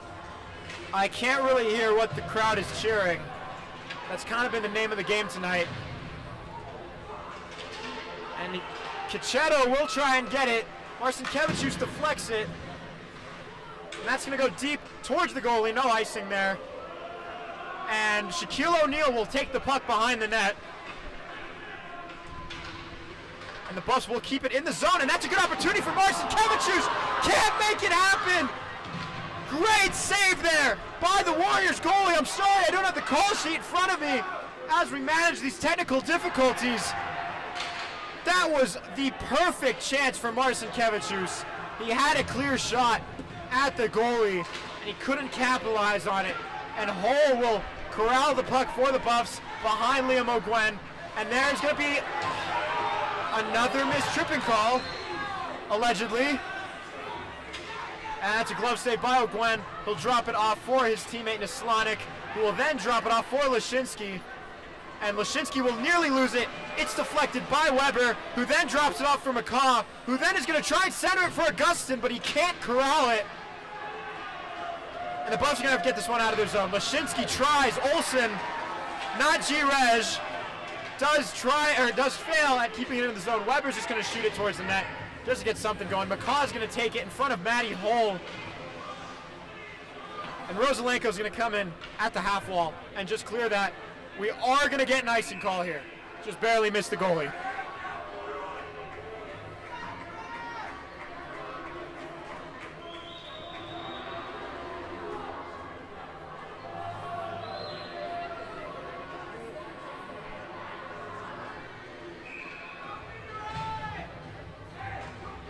We're going to get a face-off here in the Buff zone. It was Luka Kovic for the Warriors. I think that was Didomizio for the Buffs.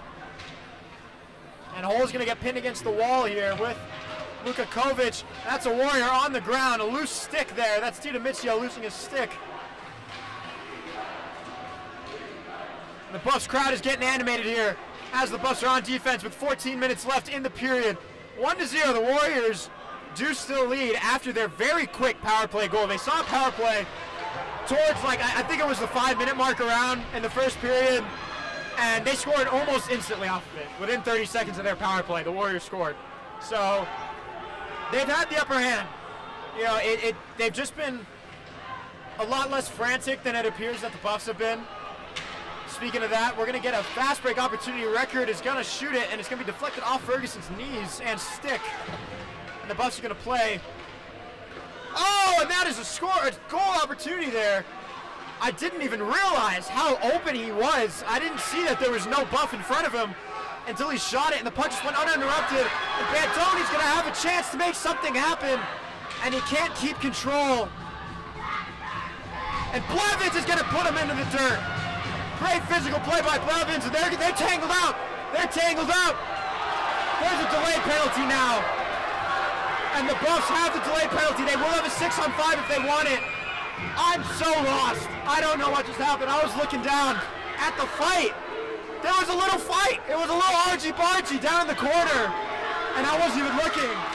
I don't know if Matt, if you saw what was happening down here in front of us. I didn't see which Buff it was, but it looked like he got his stick stuck in the Warriors. That was Blake Blevins down there. Yeah, Blevins got his stick stuck under the under the Warriors player, my fault. And they were just tangled for a good 10 seconds I didn't see what the penalty call was, but the Buffs will get a power play. That is number 4, Leo Milan. This is huge for them. They need to capitalize right now. You are completely right. They need a power play goal here. They gave up one earlier when they were shorthanded, and Pearson will fire, and that's a save, and it's going to go all the way to the other end. And Islanik is going to chase it down, and the Buffs are going to reset and try to get another run going as the Warriors make a line change for their penalty kill.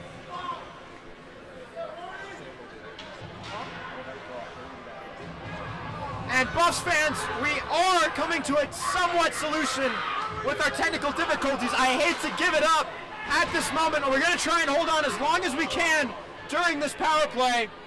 Hopefully we can make it another minute. The stream will go off, but we will be back we're going to try and go as long as we can into this power play. Liam O'Gwen will corral it and drop it off for Naslonic. And that's a big hit down there behind the boards, and Brody Pearson's going to take it down the right side. Across the middle, Rosalenko was nearly offsides there, and Lashinsky's going to fire a shot, and that's off the glove of the Warriors goalie. Naslonic's going to try and chase it down here. Liam O'Gwen will chip it towards him. Marcin Kevichus will take it down the right board. He's going to try and make something happen near the half wall, behind the net. Passes it tries to get it to Ferguson, couldn't quite make it happen, and that's going to be cleared. O'Gwen's going to stay in front of the net for this one as Ferguson tracks it down. We're going to get a stoppage of play. We will be back momentarily.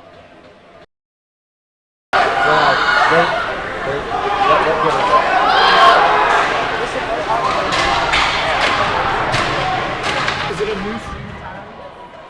Alright, we're live. And we are back. Apologies for the delay. We didn't miss anything. There was a Buffs penalty. That is what we missed. Rapless Marcin Kevichus took a penalty. I was so worried on fixing the technical issues, I wasn't quite looking at the play. And I look up and Marcin Kevichus is in the box. There's going to be a centering opportunity. He is a little slow to get up wisely. And everyone's going to kind of relax here for a second as Bandoni puts a little pressure on him. And they will get it out. The Buffs are shorthanded here. That is a problem. They gave up a goal the last time they were shorthanded. You don't want to do it again. Milan can't keep it in the zone. And Milan will take it back into the zone behind the net. He's going to kick it up to the top. Is he? No, he was looking at him, but he doesn't end up doing it. He does drop it off for Graffelman. He fires it, tries to get it to the point, can't make it happen. That was right there. Blevins keeps it, and he clears it. Fires, that was a shot on goal there. That one, there's a little snipe there by Blevins. Great play. I mean, it was a nothing play. Kind of sounded like Chris Collinsworth there. Jesse Kate puts some pressure on him. Jack Ferguson pushes him down. The power play's coming to a close for the Warriors. Augustin tries to center it, but he can't. McConaughey tries to clear it. It's deflected off Hood, and there's a chance for Pearson, and he can't make it happen. And we're going to get a fight here.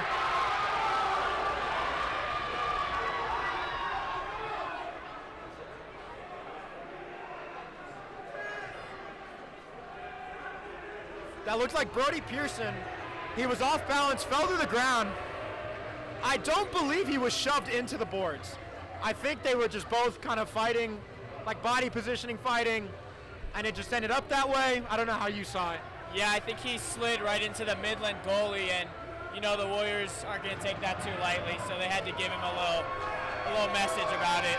There'll be some taunting from, I imagine if he's taunting the home crowd, he is ACHA legend, Hood. You got to be a legend for that. And he's going to get off the ice because that's what legends do. And we're going to get a face-off from Drew McConaughey here.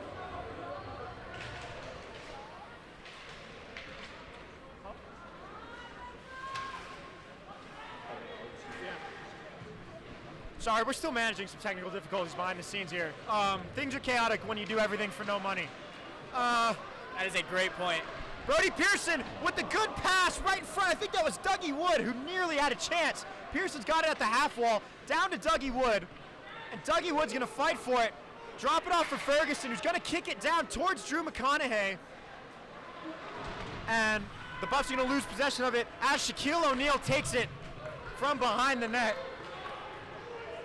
Just for the record, he is not really Shaquille O'Neal. I just keep calling him that because he's giant. And I feel like that's the best way to describe a man of that stature.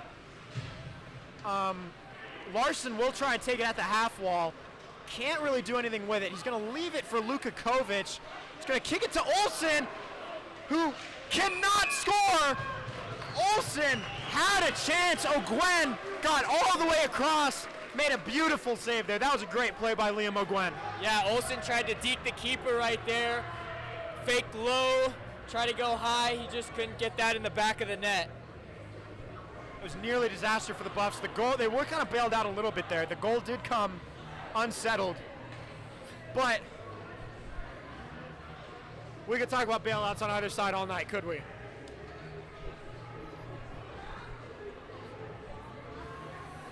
Luka Kovic is talking to the referees. I think he's upset with the fact that the play was called dead due to the goal being unsettled. Larson will head to the bench. Not to sub out, though. I don't know what he's arguing about. The goal came out. Can't do nothing after that.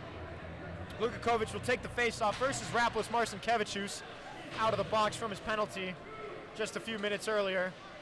And Luka Kovic takes it behind the net, tries the wraparound, can't get it to go. And the Buffs have a fast break opportunity here. That is Hofteaser with Marcinkevičius at the point. He doesn't hit him. Carney will have it and lose it. Hofteaser fires it. He can't. He tried to get it across the zone to Nislanic, but he couldn't do it. Marcinkevičius tries to get it himself. Can't do it. Carney will pass it to Nislanic, who then kicks it to Marcinkevičius, who misses it and is put on the ground. Nislanic just tries to poke it, deflects it with his fingers, and he's going to get it into the zone. That is Rosalenko for the Buffs. Drops it for Nislanic. That's going to get in the corner there. Going to try and leave it and let someone else make the play. Lashinsky tries to make a hit. Rosalenko's fighting for it behind the net, and the Buffs will now have to reset and play defense here. That is DiDomizio with the deflection. Great play there by him. Jake Carney is going to try and get it. Oh, he can't do it. Blevins had the chance. Somebody's a little upset there. Didn't really hear it, didn't really see what was happening, just kind of heard it. Reichart will not be able to control it across the center line as Nislanic battles it from him. And Blevins will bring it into the zone, nearly loses it, and it goes right over the head of Lashinsky, and they're going to beat the icing call. Great play there by the Warrior. I think that's Guarnetti, if I recall correctly. And the Warriors are going to be playing offense here. They're going to be able to set up a set if they want to, but they don't. They just take the shot. And now we're going to get a face-off in the Buff zone, excuse me.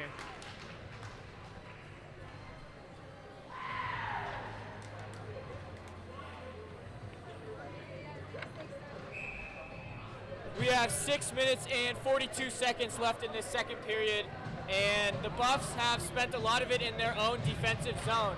They look to turn that around very quickly. We're going to get a fast break opportunity for Dougie Wood, 2-on-1 with Sam Bantoni, and he can't. It's deflected, great save there, and we're going to get some extracurricular action by the Warrior. I'm starting to lose ways to describe the whistle that we're seeing here.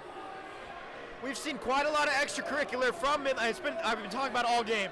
The chippiness on the face-offs, the hits that are somewhat late, but maybe not, maybe they are, maybe they aren't. We're just seeing a lot here that's going uncalled from the Midland side. I don't mean to sound too biased. I do understand with a home broadcast, but I just feel like we're seeing a lot of extra from Midland here, is the best way I can put it. Big hit there on the side by Bandoni, trying to get my words correct. Great play there by the goalie, Taraposky. Gachetto with the play of his life.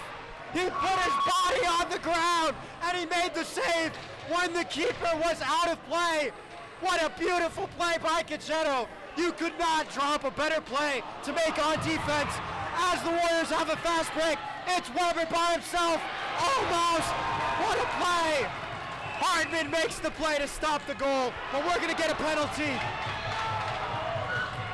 Unbelievable. We get another Buffs penalty. So let's retrack. Brilliant breakaway opportunity there for the Buffs. I mean, you know, you see a lot of those more aggressive goalies, you know, like a Dave Riddick kind of thing. They love coming out the crease. They love nearly bit him in the butt there. And he slipped and fell on the ice. I think you were stumbling over the words there. I was just so shocked by what I just saw. empty net, nothing but daylight. A defenseman from Midland gets right in the way of it, blocks it, comes the other way, and now we get a shootout opportunity. Excuse me, a penalty shot. Left right scores. Count it, 2-0 Midland. That is Zach Weber for the Warriors. Gets the shootout goal. That was a great shot by him. Really patient with that one. Tried to get OG to bite there with a little fake. That was a textbook shootout play there. No, easily penalty shot. I mean, I think that's exactly what they wanted there. Liam McGuinn, more responsive, definitely a lot faster between the pipes. Maybe one-on-one isn't the best, so that's how you beat him. You get him on the one-on-one opportunities. How about that? It's just him and the skater in the penalty shot. So yeah, both of the Buffs' goals that they've given up have come off of penalties. The Warriors have yet to score on even footing. But to be honest, I don't really think it matters. I think the Warriors have come out here with a little bit more fire and a little bit more energy. I've talked about the extracurricular that they have. The Buffs can match it. They have not really chosen to. They've kind of chosen to kind of let things slide.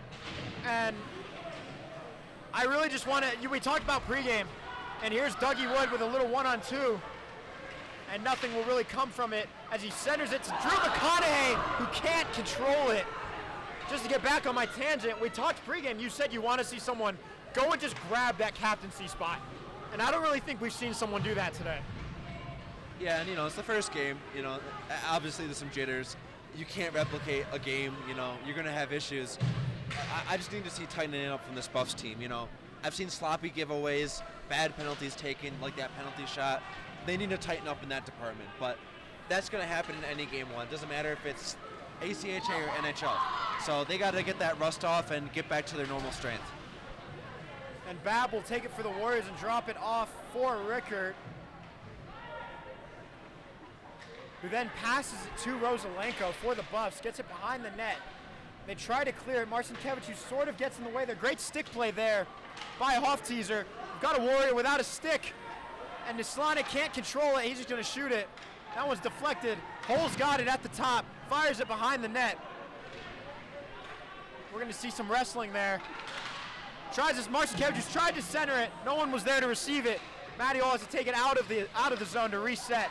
Gives it to Marcinkiewicz, who then swings it to Blevins, who fires, and that's saved by the Warriors.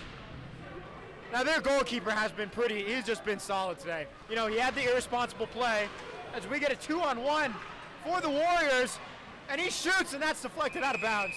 Just to get back on the Warriors, Taraposki's had a great night. He's been incredible. He did slip on the ice. It was a little bit of an irresponsible play.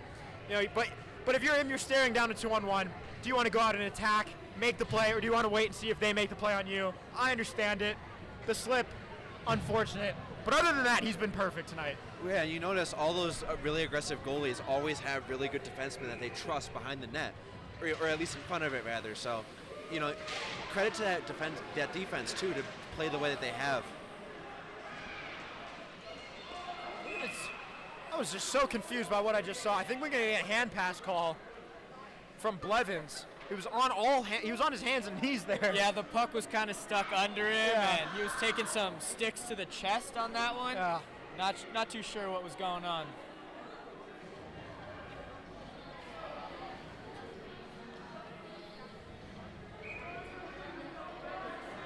We're going to get the face-off from Logan Watton and Roman DiDomizio. And Gwen's going to dive on it, and we've got a tackle, textbook tackle by Alex Hartman. Drives him into the ice. I think that was a hip draw tackle. I don't know if they allow that anymore. We're going to get a 15-yard penalty and an automatic first down on that one. I don't think they should have banned the hip drop. I think that one was and they're going to send Hartman off the ice, I think. Or no, they're pointing at DiDomizio. They're pulling him off the ice, but I don't know if is that a penalty? I didn't see a penalty call.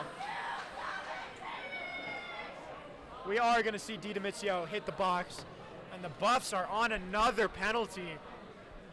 Like I said earlier, and we're going to see Jesse Kitay. He's going to go into the locker room.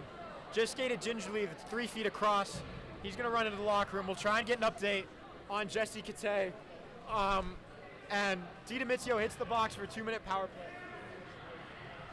Yeah, and we're going to actually get a player from Midland to be called off too. So a bit of it interesting, like as a tackle almost, like it's the NFL. So we're going to get some 4-on-4 action And 4 on 5. 4 on 5. Or no, excuse me. 4 on 4. 4 on 4. I can count. Milan's Wow. in the box for I Midland right resort now. to none other than the knowledge of Nick Evans. They didn't put it on the scoreboard. Yeah, though. that's what I was looking at. Now, like you said, it's a 4 on 4. Jesse Kate, that is an interesting one that he's in the locker room. He's been one of the best players tonight. He's been making all the right plays. That first goal was sort of indirectly on him. He didn't really get in front of it the way you would have liked, but he's been one of their rocks today. He's been great for the Buffs, as a defenseman, sorry. Stumbling on my words, just trying to think about how important this guy is as the Buffs take it. Brody Pearson will try and get it out of the zone over the middle. And Luka Kovic with a little lob pass there. Russell Wilson moonball style. Luka Kovic takes it back. Great glove save by O'Gwen. Just snatched it out of the sky. And we're going to get some more extracurricular by Alex Hartman. And that is Mila Brejko of the Warriors. Alex Hartman kind of did a fake out. He was trying to pull a punch there. I mean, that's what the refs expect. You see how quickly they call that whistle. They know how quickly they result into extracurriculars here, and the Buffs have to be careful because they can't be in a hole like that. And Marcin Kevicius hits the deck. Got tripped up there by someone's skates, I believe, and Dougie Wood's going to try and make a play, and he puts him nearly over the barrier. Great hit by Dougie Wood, the enforcer. Jake Carney, the freshman's going to attack, and Dougie Wood's just not stopping. He's been playing with his hair on fire here tonight. Yeah, that hit was right into the Colorado bench. Yeah, that was a great hit. Like I said, playing with his hair on fire. The new first liner last year was more of a reserve enforcer role, trying to step into his own this year. Marcin Kevicius getting aggressive with the stick as the Warriors try and take it in front of the net. Tried to center it, couldn't make it happen. They're fighting for it behind the net. That's Jack Ferguson, I believe, and Jake Carney. And now that's Marcin Kevicius who kicks it out to Dougie Wood. 19 seconds left on this 4 on 4, and we're not going to get a trip there. I think I'm going to hold my tongue on that one. Jake Carney's going to get it himself in the half wall. He's going to get shoved away from it as Dougie Wood, or that was not Dougie Wood, excuse me. Ferguson fires a shot. That one's a pretty routine save there. We're going to get more extracurriculars by the Warriors here. Now if we're not giving out any college credit for these electives here, but we are definitely seeing things that don't apply to the line of study of hockey here. And we're going to come back to 5 on 5 action. So, exactly what the Buffs needed. Still even strength, but 4 on 4 just brings out a more fast-paced, more zone play kind of hockey. And I wasn't sure how the Buffs would stack up to that, but they were up to the challenge. You're still down 2 goals. You have a minute and a half to go in the second period. You need to at least have something positive to take away heading into intermission. The Buffs won the face-off. Matty Holt tried to center it, and it's put right in front of the goal, and the Buffs can't get it in! And there's going to be more extracurricular. I don't know what to say at this point. I'm just not going to say anything at this point about these extracurriculars. We're getting a fight now at this point. I'm going to let the fans tell you about this one.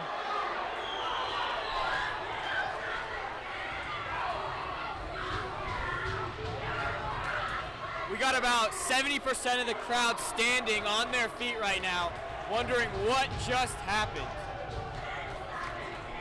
So Bandoni, after the play, took a little bit of a late hit. Maybe he was sliding down and fell on his own accord, but both players reacted. And then it looked like after Bandoni got hit, Ferguson tried to take on 2 Midland Vikings at the same time. We finally get a Warrior in the box for some extracurriculars. Shaquille O'Neal, a.k.a. Matthews Cardinal Tom, in the box. I'm surprised he's got enough legroom in there. Probably feels like he's flying coach. And the refs are talking about something they're here. talking about they got to get a handle on this because I don't want to get too emotional. I don't know exactly who's saying what. I'm not in the scrums, right? I don't know if maybe the Buffs are saying some crazy stuff after the whistle's blown, and that's causing the Warriors to get a little emotional. I don't know if the Warriors are just being angry. I don't know what's going on. I can't say too much about it. But I can say that there's been way too many extracurricular hits, everything in that nature, after the whistle. It's just been unacceptable from both sides. At some point, you got to just go back to when the whistle blows, the play's over. And we've seen some really just it's irresponsible, because not only are you just going after the play's over as the crowd's getting involved here, you're also risking getting yourself in the box and putting your own team at risk. So for me, I just want to see both teams just relax and just play hockey. We are going to get a buff in the box. It's going to be 4-on-4. Yeah, had a little bit of equipment malfunction too. I believe that hit on Bandoni when he fell on the ice may have broken his helmet, we did or at get least a helmet strap. replacement there. So he looks like I think they gave him a black helmet, so it looks like he's a libero almost. But and also to that point, who is coach talking to after that play? That's who I think will get captaincy. Who in a moment like that where things are getting heated, you need someone to calm everyone down. Coach can't do that. Coach is coach. It's got to come from the players. And who's talking in that box? Who is in there, discussing with the players, trying to calm everyone down? Because any coach can fire people up, but trying to get emotions under control, that's what I need the captain to do in that moment. And I think the bench will respond to that. I think the players will get a consensus pretty quickly here if we get situations like that again. Off-teaser's dribbling it around, going to take it to the top corner, kick it back down to the half wall. That's Lashinsky who's going to kick it to Ferguson.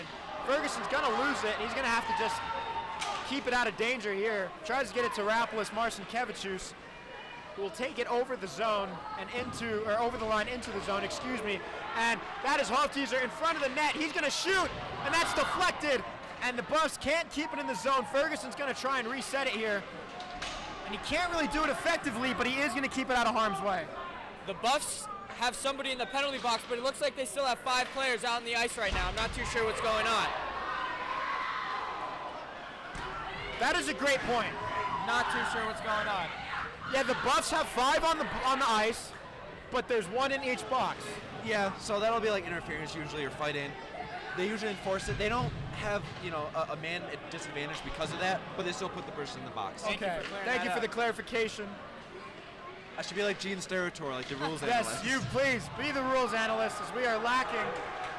Hofteaser tries to fire it, and Pearson is just floored as the time runs out. I don't know how there wasn't an interference call, as he didn't have the puck, but that's 2-0. That period went by very quickly, I think. Maybe it had to do with the technical difficulties, but it just felt like time was flying. That was just incredibly physical on both sides. I mean, I think we're getting past the boundaries of physical hockey, and we're just getting into just arrogant fighting at some point. And I hope we see less of that. I hope we just see more of real hockey. Just, the whistle blows, shut up, move on, get to the next play, go win the next play. Don't get in a fight. Don't get yourself sent to the box. Don't ruin it for your team. The Buffs have been vulnerable on the power play. They gave up a goal on the power play. They gave up a goal on a shootout because of a foul, or a penalty, Just calm down. Let the other team beat themselves into the box. Let them make the punishments, and let them take the punishments, And we're getting some crowd thoughts. I can't be as PG-13 as that. But it's been tough to see some of the plays that we've seen today. Just the goal, the first goal on OG, Kate could have gotten in front of it, and he didn't. And then the shootout, you could argue ticky-tack call, but you put yourself in that position. You gave up the breakaway, and then you got really aggressive on the breakaway, and you give up the shootout goal. And you had some chances to score, where Cichetto for the Warriors made that incredible play. You can't take that away. He made the great play to put his body on the line. But when you have an open net, you've got to capitalize if you're the Buffs. So I think it's just been really sloppy. We've seen a lot of mistakes, but I don't think it's anything that you can't come back from. You're down 2. You've got 20 minutes of hockey left. The next 45 seconds are going to be on the power play. So you've got a chance. Just go capitalize on the chance. Nick, what do you think Coach Javelin's going to say to the team in the locker room?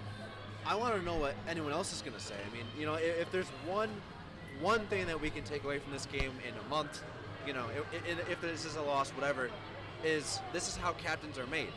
If this was an easy game, we were up 2-0, it's a boring game, and there's no problem, that doesn't make a captain. Captain can rule all he wants, but who's going to control that locker room?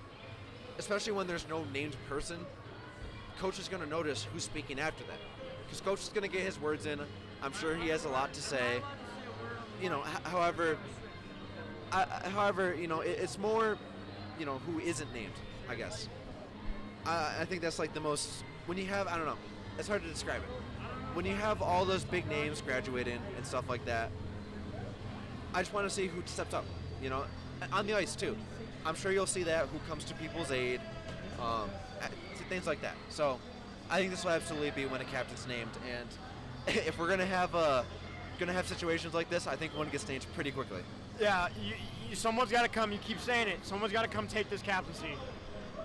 It's up in the air for a reason, Coach didn't see someone, or maybe the players vote. I don't know exactly how they determine that with the Buffs, but there wasn't a clear captain in the offseason. You lost both your captains in the offseason, and there wasn't a clear replacement throughout tryouts and early practices. Now's the time to just go and take it. Go and seize it. Make it yours. So I hope, if I'm a Buffs fan, to see a much more disciplined, a much more controlled, and a less emotional, more stable team. We saw mistakes that shouldn't happen, but you can always just move on to the next play. Don't get too mad. Don't get too high. Don't get too low. So, yeah, I only have 3 words. Pressure makes diamonds, and here we are down 2-0, going into the third period. We're gonna see who can step up and make this a game. we've got about 14 minutes left in this intermission here. We're going to take a break. I'm going to get some water. We're going to talk a little bit more about what we saw. And we'll be back in about 10 minutes. Maybe we'll cut this intermission short. Depends how we're feeling. I'm just so excited for hockey. Stick with us. We'll be back momentarily.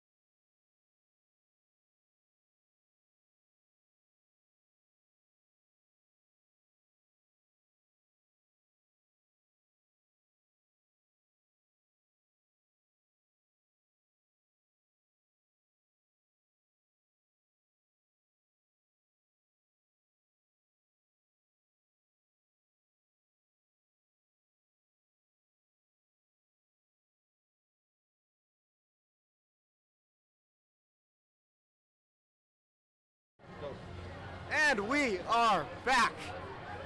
In just 1 minute's time, we will see the Buffs try and claw themselves out of a ditch that you could argue they dug themselves into as the Midland Warriors hit the ice to the disdain of the crowd here at the CU Student Rec Center. And we're going to see, I did say after the second period, I want to see everybody just calm down and play some hockey. I don't think we're going to see any of that this period. I think that's a little bit of wishful thinking on my end. I think we're going to continue to see people play just as hard as they have, which, hey, it's good entertainment value if you're on one side or the other. So, Nick, we talked a little bit over the break with Matt. What are your keys for this third period if you're the Buffs?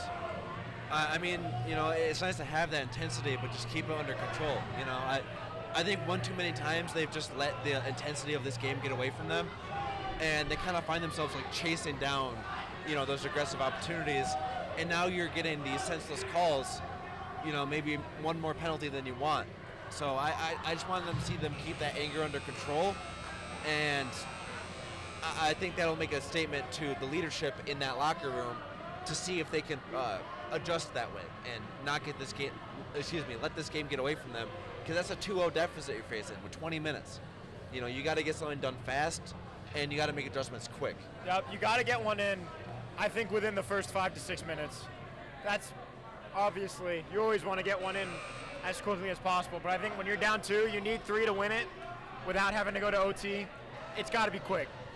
You got to take advantage of these 45 seconds here on power play. I was just about to say, a score within the first 5 would be great, and they have an amazing opportunity to do that within this first minute while they're still on a power play. Let's see how it turns out. Coach Jablin, the rest of the staff, don't mean to cut you off, making the way to the bench. What was that you were about to say, Nick? I was going to say, like, even though it's a shorter, you know, you only got 45 seconds, but you start off the play. You start off the zone draw 5-on-4. So if you can sustain pressure, you're going to stay at 5-on-4 for at least a couple minutes after that penalty ends.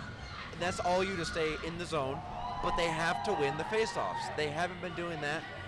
You only have 45 seconds, plus maybe a little more to catch up. I want to see them win this faceoff here, or at least get the puck within the first 20 seconds. If they can't, I don't see a positive direction in the next 5 minutes for them. They may have to regroup after that. I completely agree. You've got to capitalize on this face-off, and you've got to do it quickly. We're going to see, I think that's Jack Ferguson, going to take either Ferguson or Marcin Kevichus. Doing a little chit-chatting with the ref up at the center ice. I think Marcin Kevichus is going to take the face-off. Ferguson's laughing about something. I'm surprised to see a number 91 that's not Trunco. I mean, we're so used to seeing him. I keep seeing 91, and I want to say Trunco, but it's Mr. David Hofteaser. Do want to give a shout out to Mark Borghi, stopped by our table during the break, in town for the alumni game. I'm at the point where I really like Mark. You know, he's a really good guy. Really respect him. Colorado legend. In my book, at least. And here's Marcin Kevichus across the middle. Kicks it to Rosalenko, puts on a great move, but can't keep it. Marcin Kevichus tries to make up for it. Kicks it to Hofteaser, who will shoot, and that's off the stick of wood and nearly in the net there. Hofteaser keeps it in the zone. Marcin Kevichus has it close to the center. Fired by Hofteaser. Great glove save by Taraposky. I'm going to get that name down on the first try one day. Well, let's see. I mean, won the draw, check. Sustained zone pressure, check. And generating shots, check. That's everything we wanted them to do. Only 40 seconds into this, you know, but that's exactly what they needed to get out of this, immediately out of this intermission, and they've got it done really well. And the power play is going to come to an end here in just a few seconds. Nearly didn't matter. Close miss by the Buffs. And Hartman, what did we just see? Was that 6 man on ice? I don't know what that hand signal is from the referee. I'm not up to date on my American Sign Language. Little joke there. Sorry about that one. We're going to get another power play for the Buffs, I think. I didn't see what the call was. Yeah, another Midland player being called to the box. I was more concerned about the offside because I saw the Buffs were doing so well sustaining zone pressure, and then they lost it. But what a way to rebound from that. So let's see if they can win it and keep the pressure here. There are 2 Midland Warriors in the box, but we still have 4 on the ice. I believe the other Midland Warrior is in the box for fighting, which doesn't typically count against the point total, or the man total, excuse me. Jack Ferguson's gonna kick it to Rosalenko. Rosalenko will lose it over the middle before Jack Ferguson brings it back in. Marcin Kevichus is gonna lose it himself near the left side. And Rosalenko's gonna fight for it. He's on the floor. Ferguson barely keeps it in bounds. And Ferguson shoots, and that's deflected. Great save by the goalie. I'm not even gonna try there. Can't get the call sheet up. Marcin Kevichus can't get it from behind the net. It's gonna stay in bounds. Good play by Ferguson. Ferguson's gonna get it behind the net to Dougie Wood. Dougie Wood, 2 off teaser who loses his stick. Dougie Wood, another great play. Nearly. Great chances by the Buffs here in the first. Let's call it a minute and some change. A lot of near opportunities there. This is the pressure you want to see. This is exactly what you want to see if you're a Buffs fan. Yeah, they got off hot. This is a completely different Buffs roster.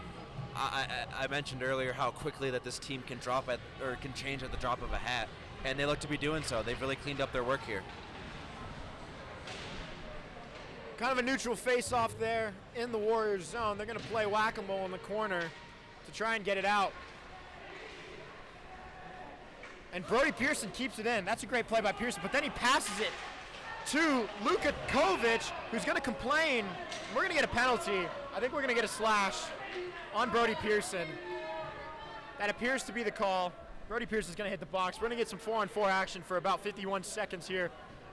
18 minutes left in this game. Buffs down 2-0. Going to get 4-on-4 for 51 seconds before it becomes a Warriors power play.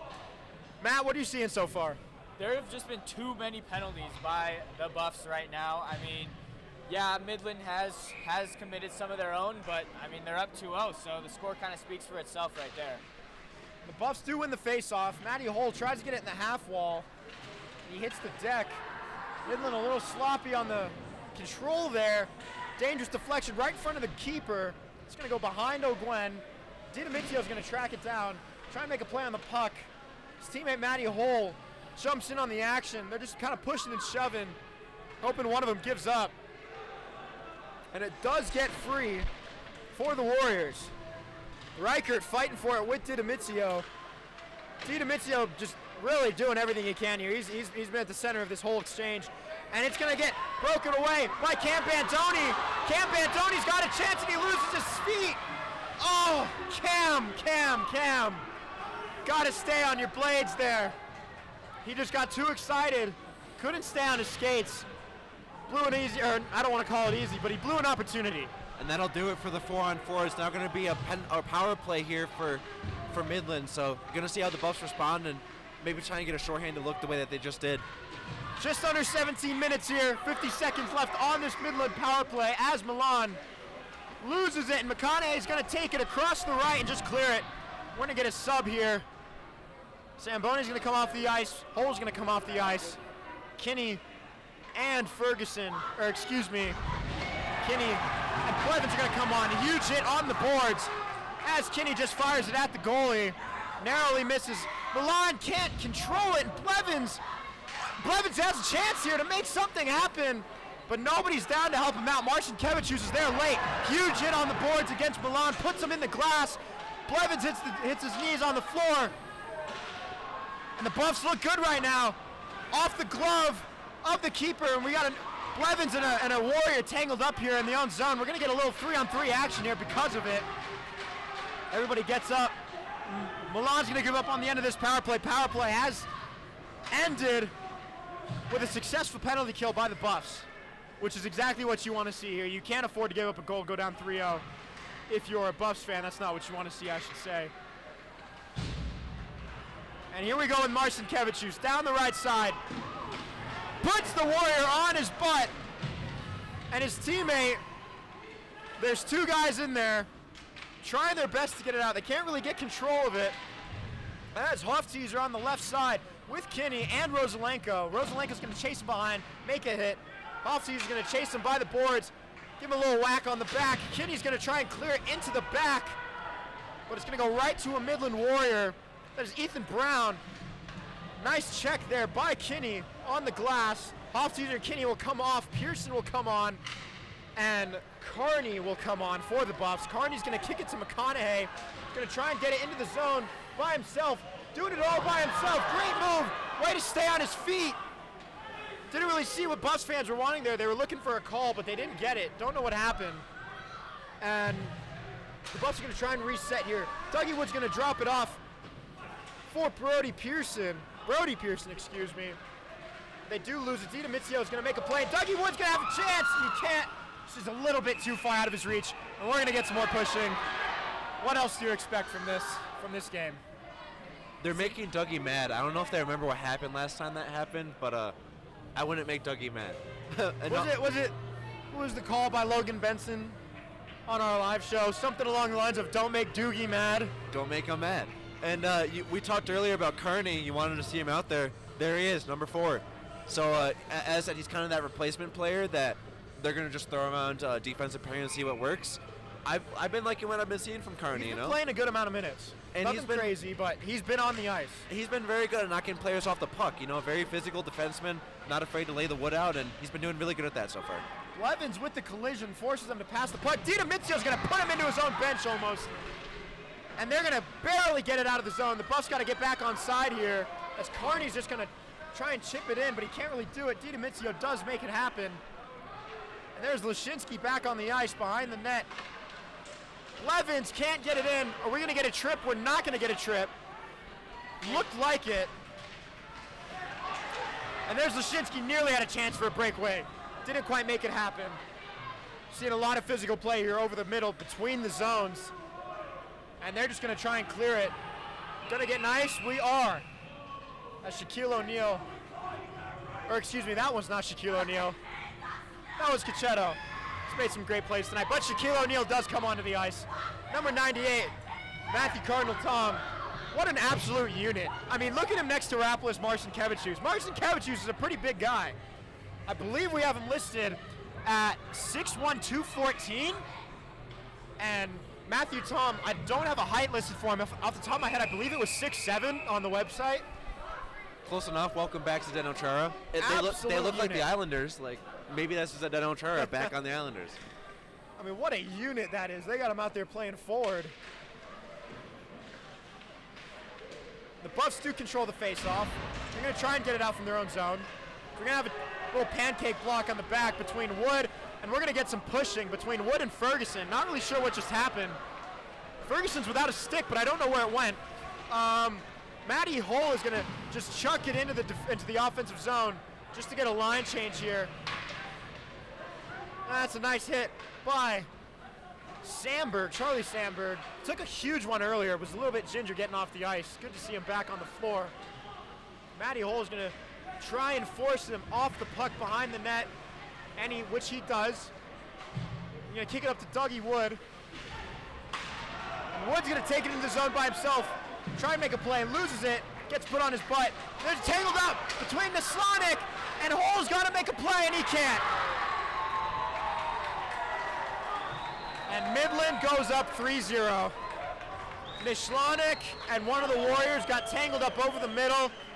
That left the Warrior all by himself on the charge.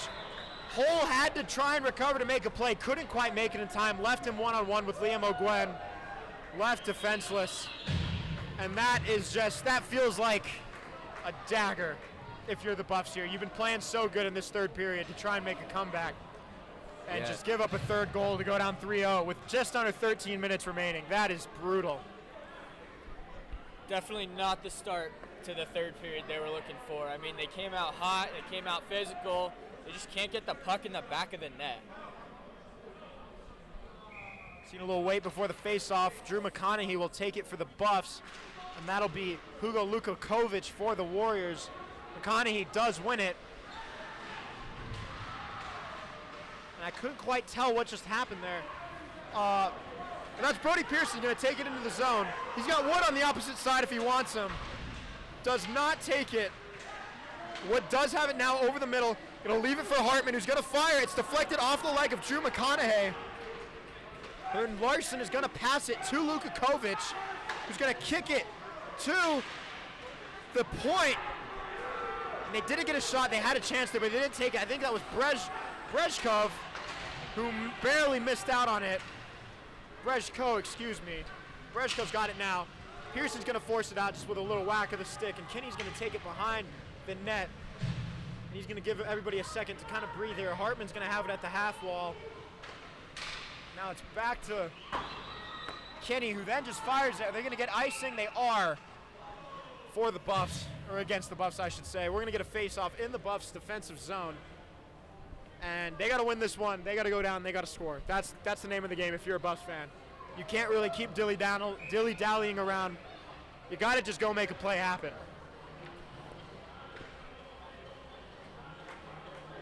It's going to be Leo Milan versus Rapolis Marcinkevičius on the face-off. Marcinkevičius gets it to a favorable position for Hartman. And Marcinkevičius puts Babb in the wall. Riker can't get to it in time, and it's cleared out. Rosalenko nearly got it himself, and now, that's a huge hit there. And there's going to be some fighting because of that one. Marcinkevičius puts Babb on the ice. That was a big hit that Hofteaser took. He didn't quite have the puck. It was a little bang-bang. I don't really see anything too bad. Hofteaser's going to come straight off the ice. He looks like he's in some serious pain. That is unfortunate to see for Hofteaser. I mean, if you're Mark, sorry, I cannot say that name. Hofteaser, or are you talking about Marcinkevičius? Marcinkevičius, there we go.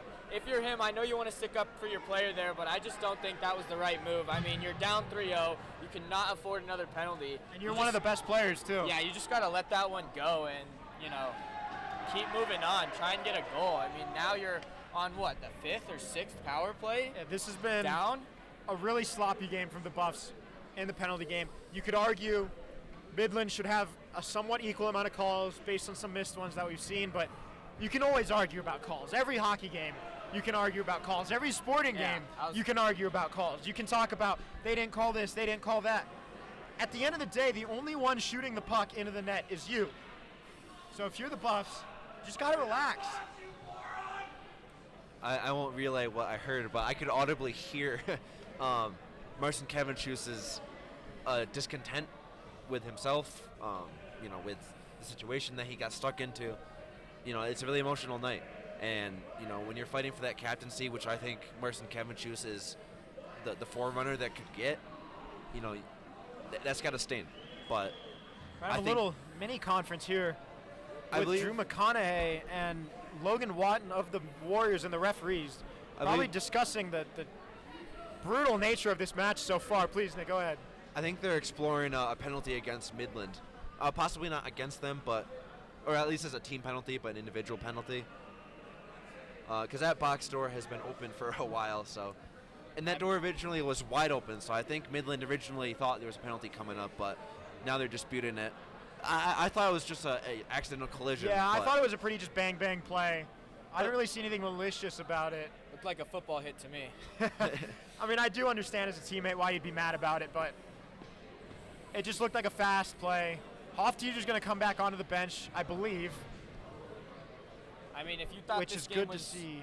chippy in the first period, I mean, throughout the second and the third, we're really getting physical and losing the real game of hockey over here. Yeah, it's just been fight after fight after fight after fight.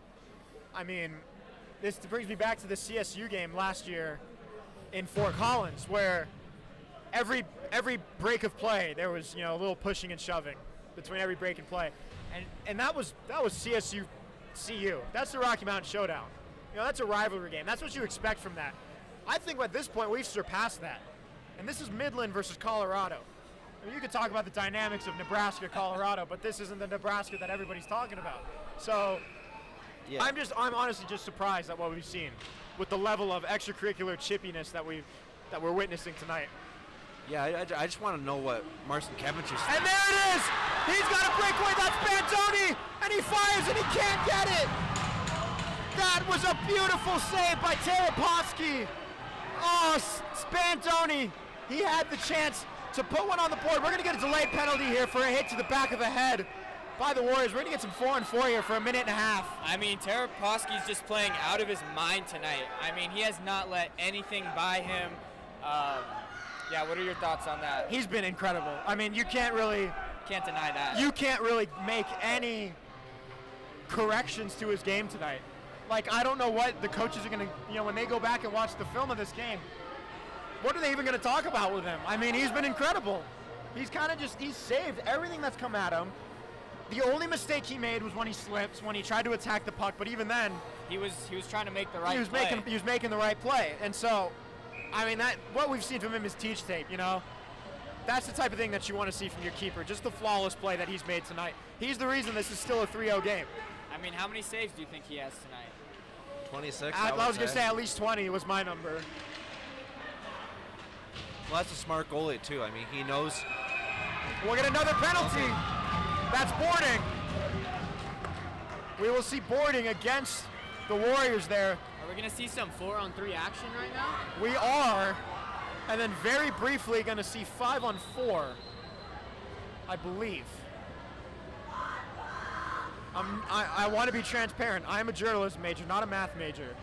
So this clockwork is not exactly playing out in my favor here. We're going to see 4-on-3. Let's focus on the now. Let's not worry about the future. We'll talk about the future when we get there. Then we're going to have a 5-on-3. There we go. For That's what I about meant. 22 seconds. There we go. They're going to clear it. That's a good play by the Warriors. Oh, Gwen's going to just stop the roll, leave it off for Matty Hull, who will take it himself as the Buffs try and set up an offensive set here. Drew McConaughey is going to take it over the blue line into the offensive zone, pass it to Hull, who can't corral it at the point. Pearson's going to take it himself, drop it off to Hull. Hull is going to pass it to, that was Slonic, excuse me. I can't get that 11 down. McConaughey is going to kick it across the ice to Hull.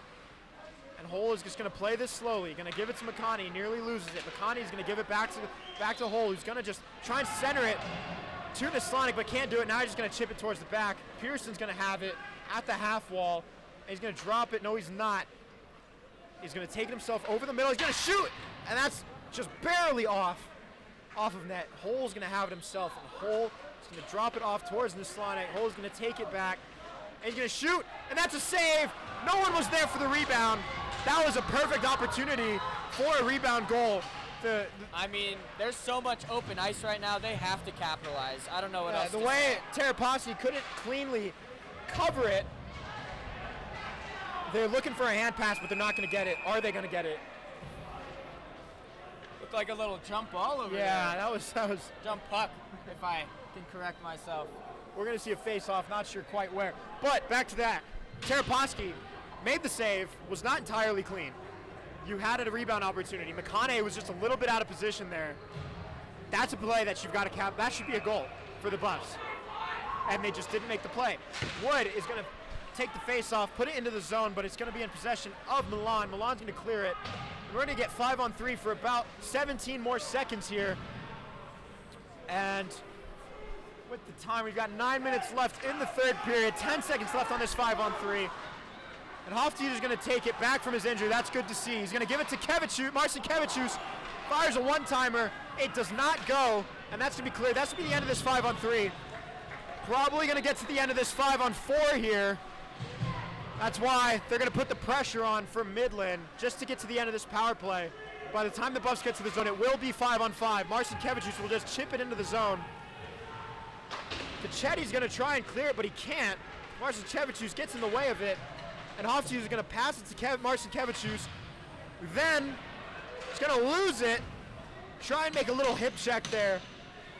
As Quentin Kinney is going to take the puck for the Buffs. He's going to try and get it over the middle. That's Hofstede, one-on-one. And he doesn't do anything with it. He waits for a teammate, nothing happens. I mean, when you're staring down Shaquille O'Neal at the net, I can kind of get it. And now Rosalenko's going to have it behind the net. No one was there. Rosalenko's down. Oh, he does get back up. Sorry, he got up a little slowly. I thought he was hurt. And McConaughey will have it. Passes it to Hartman. Hartman's going to take it across the right side. Give it to Rosalenko, who loses it. A little body's flying. Rosalenko's going to give it a little shove to the Warrior before he gets off the ice. And we're going to reset here for a quick second. Buffs putting a lot of pressure on. You kind of have to. Just under 8 minutes to go. Down 3-0. And Drew McConaughey is going to pass it to Matty Hull.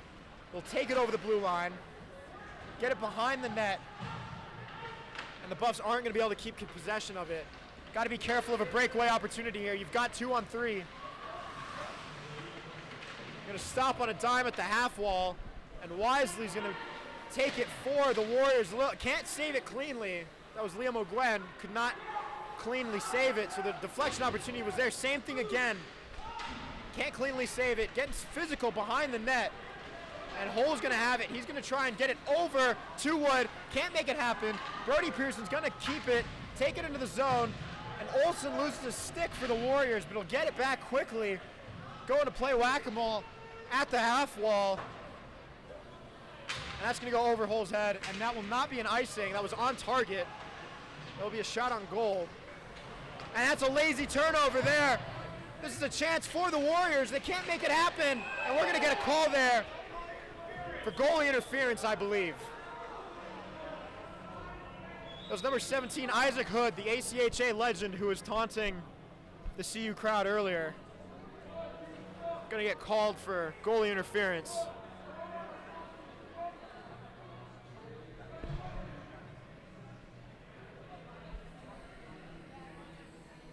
I don't think we got a goalie interference call. No, they're just going to call it a... They're going to call the loosened net. Yep. Interesting. So, neutral zone draw coming up. Big one at that. 6 minutes, 46 minutes to go. And you can make arguments about the winnability of this game. You just got to have some more positive takeaways than we've got. You got to play this one out. You know? Yeah, absolutely. Get something on the board, you know?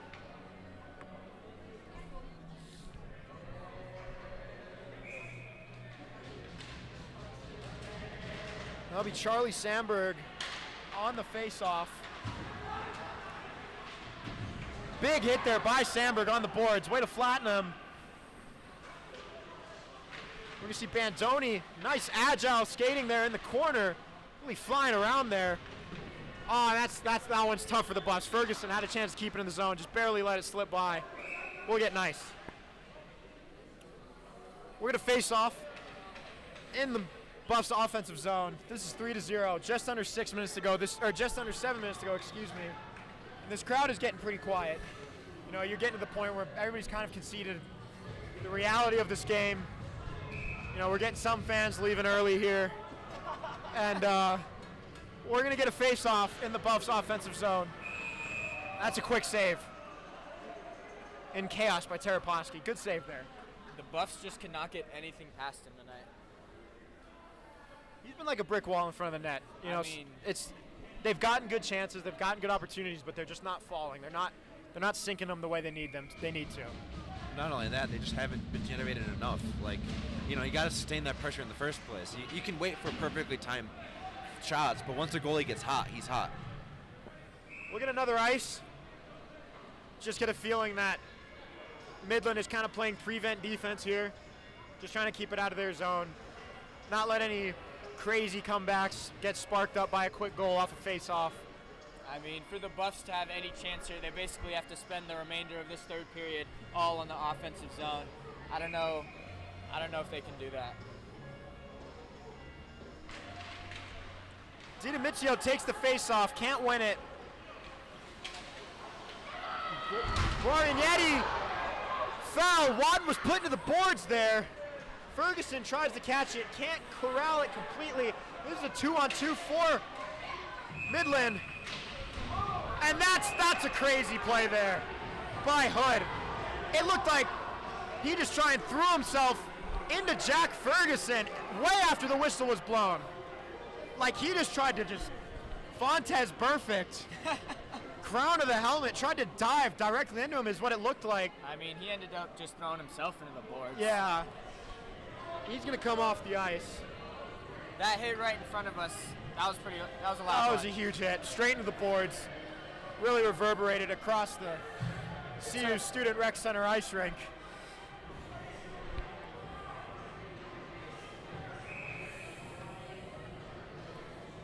Yeah, it took Hoftitzer a little second to get up after that one.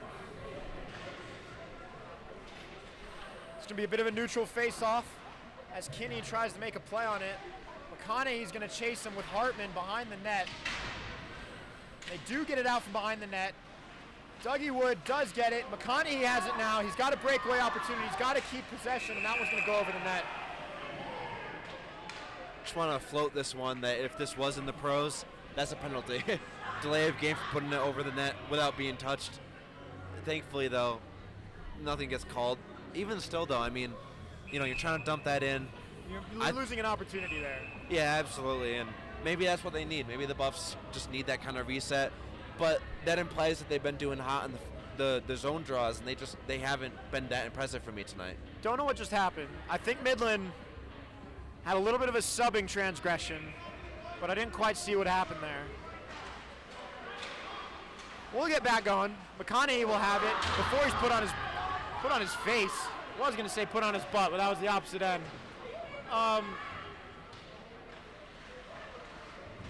And they're just going to fight for it on the boards here. The Buffs have got to get a goal quick if they want to stay in this game. And I'm just realizing Weber is also a unit. As Cardinal Tom puts it behind the net. Oh, and he nearly had it. That was a chance for a fourth goal of the game for the Warriors. If they could have gotten it centered to Cardinal Tom in front of the net.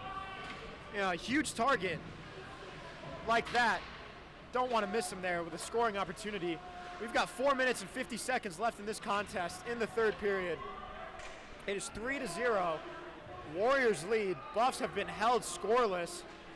And the Warriors goalie just kind of took the goal. Kind of just took the goal out of the post. Not really sure why he did that. Looks like we're going to get a hooking call, if I'm reading my gestures right, against Midland. I was looking more at the net as you were looking at the, but I looked at the ref and I was like, I'm pretty sure that's hooking. So Midland, for their respect too, they've also been getting some careless penalties. The difference is Midland capitalized on their power plays. Exactly. Colorado hasn't. Exactly. And I think the teams have been evenly disciplined. It's just one has and hasn't been converted on them. That one is a lot more apparent for their discipline here. We're going to see Luka Kovic take the face-off versus Marcin Kevicius. Marcin Kevicius does win it. Ferguson has it. And he crosses it over to David Hofteaser. Back to Ferguson. Ferguson to Marcin Kevicius. Marcin Kevicius to Hofteaser, who shoots, and that's deflected. Ferguson keeps it in the zone. Marcin Kevicius has got it. Kicks it up in front to Rosalenko. Tries to get it to Wood. Wood can't make it happen. And that's going to leave the zone for the Buffs. Ferguson's going to have to go track it down. It's not what you want to see there if you're a Buffs fan. Wood's going to get the deflection. Marcin Kevicius has it. Try and get it over the center to Rosalenko, but he can't do it. They're down in the corner fighting for it now. Marcin Kevicius and Rosalenko together versus the Warrior. Can't quite tell who that is in the corner. That appears to be Brown in the corner. Now he's on the floor, and they're kind of just whacking at him. And they all get back on. Marcin Kevicius fires, and that's a save by the Warriors, and that's going to be another clear. Ferguson wants it quickly. They got to get down and capitalize on this power play. You're playing for pride at this point. Just under 4 minutes to go. 55 seconds left on the power play. Got to make something happen just to get on the board here, and they're going to let it get cleared out once again. Great job by the Warriors penalty kill unit as Lashinsky kicks it to McConaughey, who gets put to the boards, but he stays on his feet, and the ref's whistle gets knocked out of his hands. And that shot goes over the net, and that's cleared by number 11, Zach Weber, who is also a unit. Yeah, I mean that guy Midland's- looks like he's probably 6'5". Midland's power kill has just been on point this whole game. I mean, they've stopped about 6 power plays. They had a 5-on-3 that they stopped, or should I say 3-on-5? You're completely right. That's going to be another penalty. That's a brutal hit, and that's a crazy hit. I mean, and he runs straight to the box. He knows exactly what he did. Yeah, high stick in the call High there. stick to the back of the head. Well, we've got 10, 11 more seconds of some 5-on-3, and then we'll have about a minute 50 to try and at least get one on the board. Yeah, that's a really disappointing play to see when you're winning 3-0 with less than 3 minutes to go. 2 minutes and 51 seconds. Not really sure why you do that. We're gonna get Drew McConaughey on the face-off.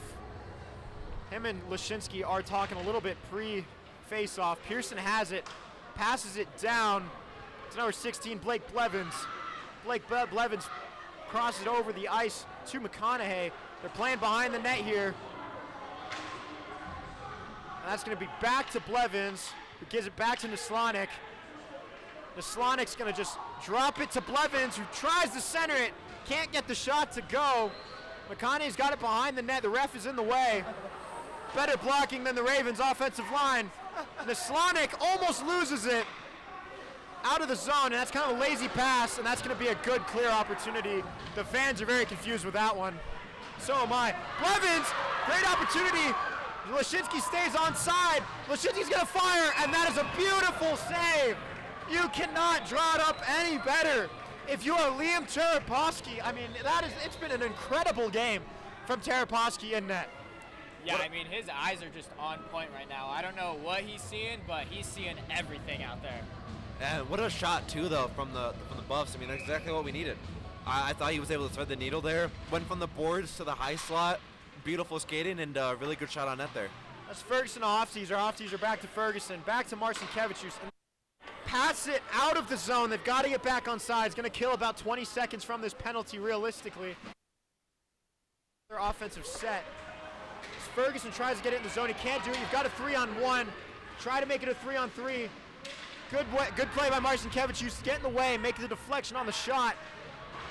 They're going to get physical on the boards. That's Ferguson there, who kicks it back to Hofteaser. We've got 1.5 minutes left in the game, 39 seconds left on this power play. It's looking a little too late for the Buffs tonight. Yep, now you're just trying to get a goal on the board just for the pride of it. It's the home opener. Get something on there. Ferguson's got it himself now.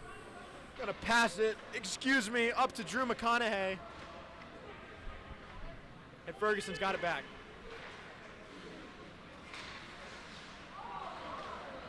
Pearson takes it in the zone, but that's offsides. That was a few feet off. We're gonna neutral zone face off. With 1 minute left in this game, 13 seconds in the power play, 3-0, Midland Warriors lead. They have come into the CU Rec Center, and they have just taken care of business tonight. They've made very few mistakes. Their goalkeeper has been perfect. I think that's the best way you can describe him. The only way to describe it. Perfect. Dougie Wood chips it into the zone for the Buffs, but it's cleared out. He does keep it, excuse me. Fires it to Hartman, who can't really control it, and then McConaughey also can't really control it. That's going to stay in this. No, it will not. Kenny cannot keep it in the zone. Hartman's got it. He got 40 seconds left in this match. This one's coming to a close. Everybody's kind of slowing down here as Shaquille O'Neal takes it behind the net. 32 seconds left. Kenny can't make the stop with his hand. We're going to get an icing call with 27.8 seconds to go in the third period. I mean, the story of the game is just obviously the penalties on both sides, but the Buffs just could not capitalize on any power play. They've had some decent chances. That wide open net in the, I forget if it's the first or second period, but nothing in the back of the net. No buzzers here tonight. Yeah, it's been a tough one offensively for them. They've left a lot to be desired today. That one's deflected over the net, I believe. We'll get another face-off in the zone. 23.5 seconds to go for the Buffs. Just trying, just hoping, just praying to get something on the board.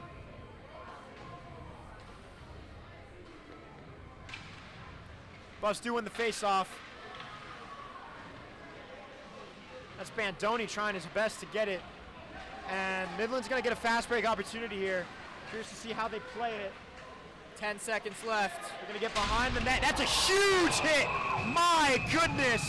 And we're going to get a fight. We're going to get a fight. And that's Matty Hull checking on the Warrior. I can't quite tell who that is. But he is staying down right now. He has tried to get up a couple times, and he has not been able to get himself up onto his skates. Yeah, This doesn't look too good right now. Yeah, his teammates flung his gloves off to try and tend to his teammate. They're going to cover him up. This looks like a kind of dire situation here.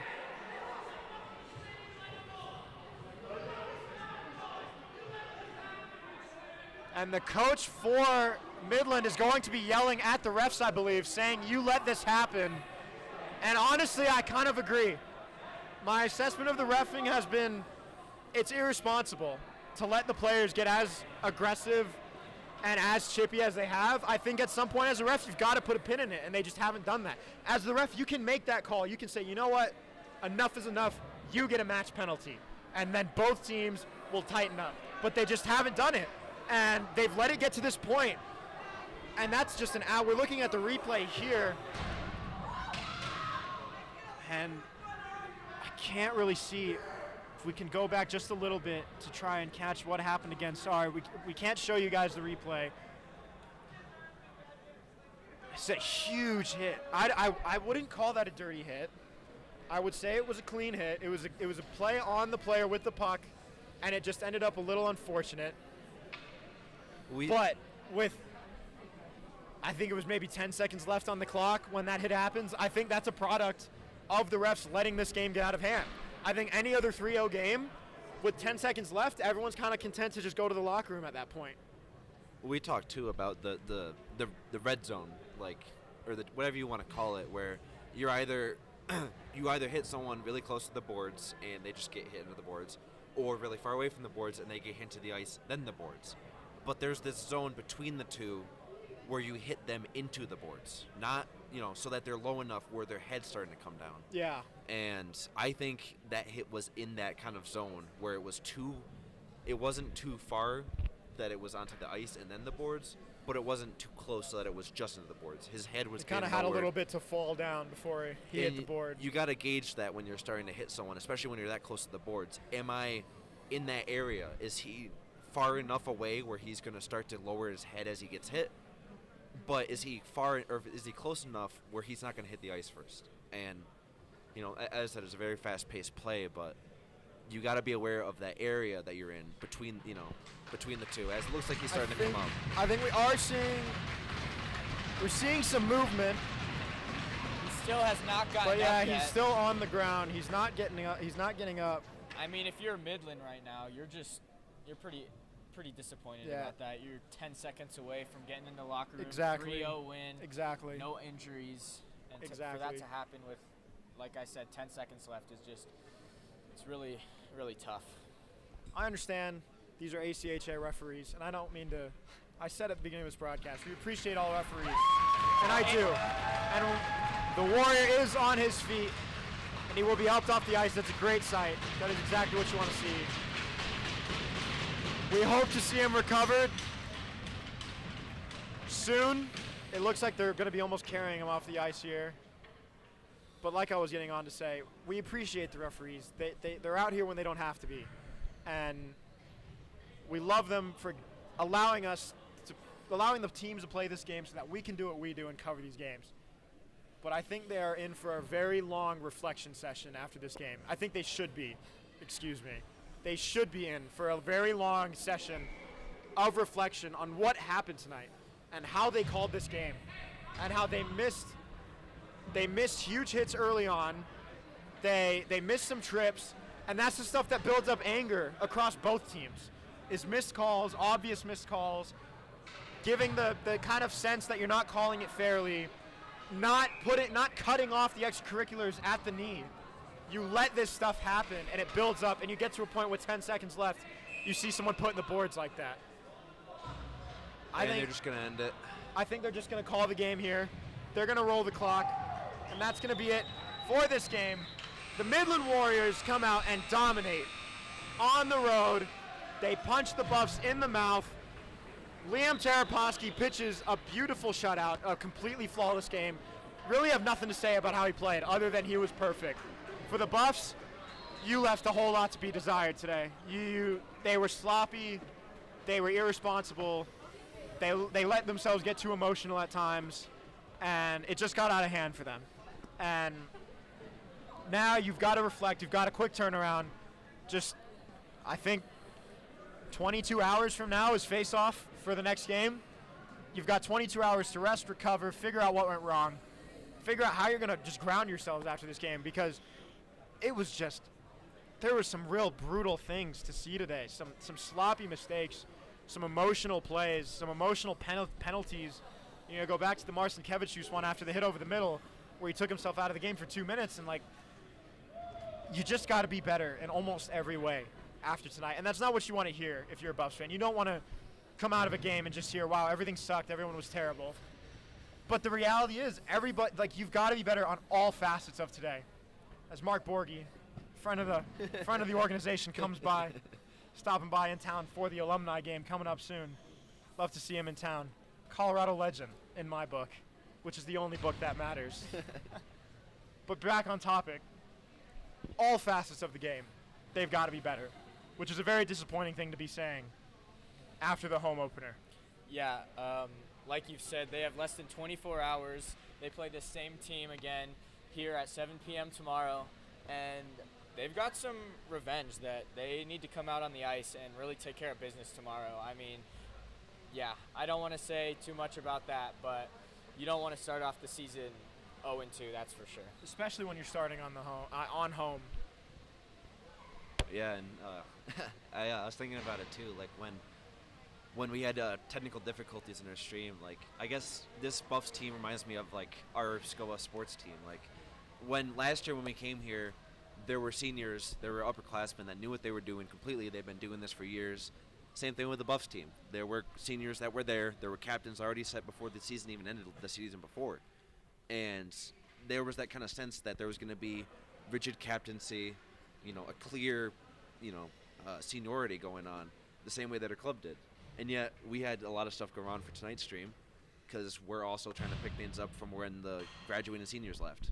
So I think that the Buffs hockey team is in the same boat where they're currently looking for their captain and their co-captain. And once they find that, the person that can lead that locker room, they've got it. I mean, I thought there was a couple things they could have picked up on, but a lot of that was mental stuff. Yep. So, you can come out after a really rusty summer because that's just how the game works.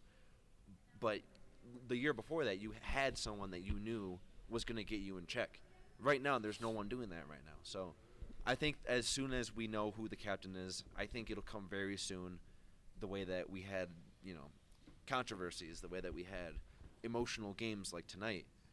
Games like that are going to produce a captain quicker, and I think that's for the better of this team. So I'm happy that Midland has given them the challenge that they did because they need it. Yeah. Because they need someone to stand up and recognize that person as captain. Yeah, this team needs a leader, and they need this leader last week. You scheduled this team for your home opener for a reason. You always want to win your home opener. So you look for a team that you say, who can we beat twice to open the year when we're shaking off the rust? And Midland was that team. And they came out, and they got dominated. They really couldn't do anything today. They were kind of put into a box. They were out-physicaled. They were out-mentaled. They were just outplayed in every way.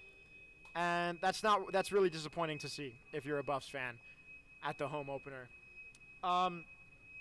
We will be back tomorrow. We does not include me. In full transparency, I'm going to a Green Day concert tomorrow. So I bought this ticket 12 months ago. So Come on, Patrick. yeah, I'm not gonna. Come out and support your team. I've got some other things to attend to. But we will be back tomorrow with a crew. Can't quite say for certain who that will be. I know Nick will be here because Nick is always here. In a better broadcast, I apologize for the technical difficulties. Yeah, hopefully we get that sorted. We will keep doing our best. I've been Patrick Dawson. This has been Nicholas Evans, Matt Spivak, and we will see you guys all tomorrow night. Thank you.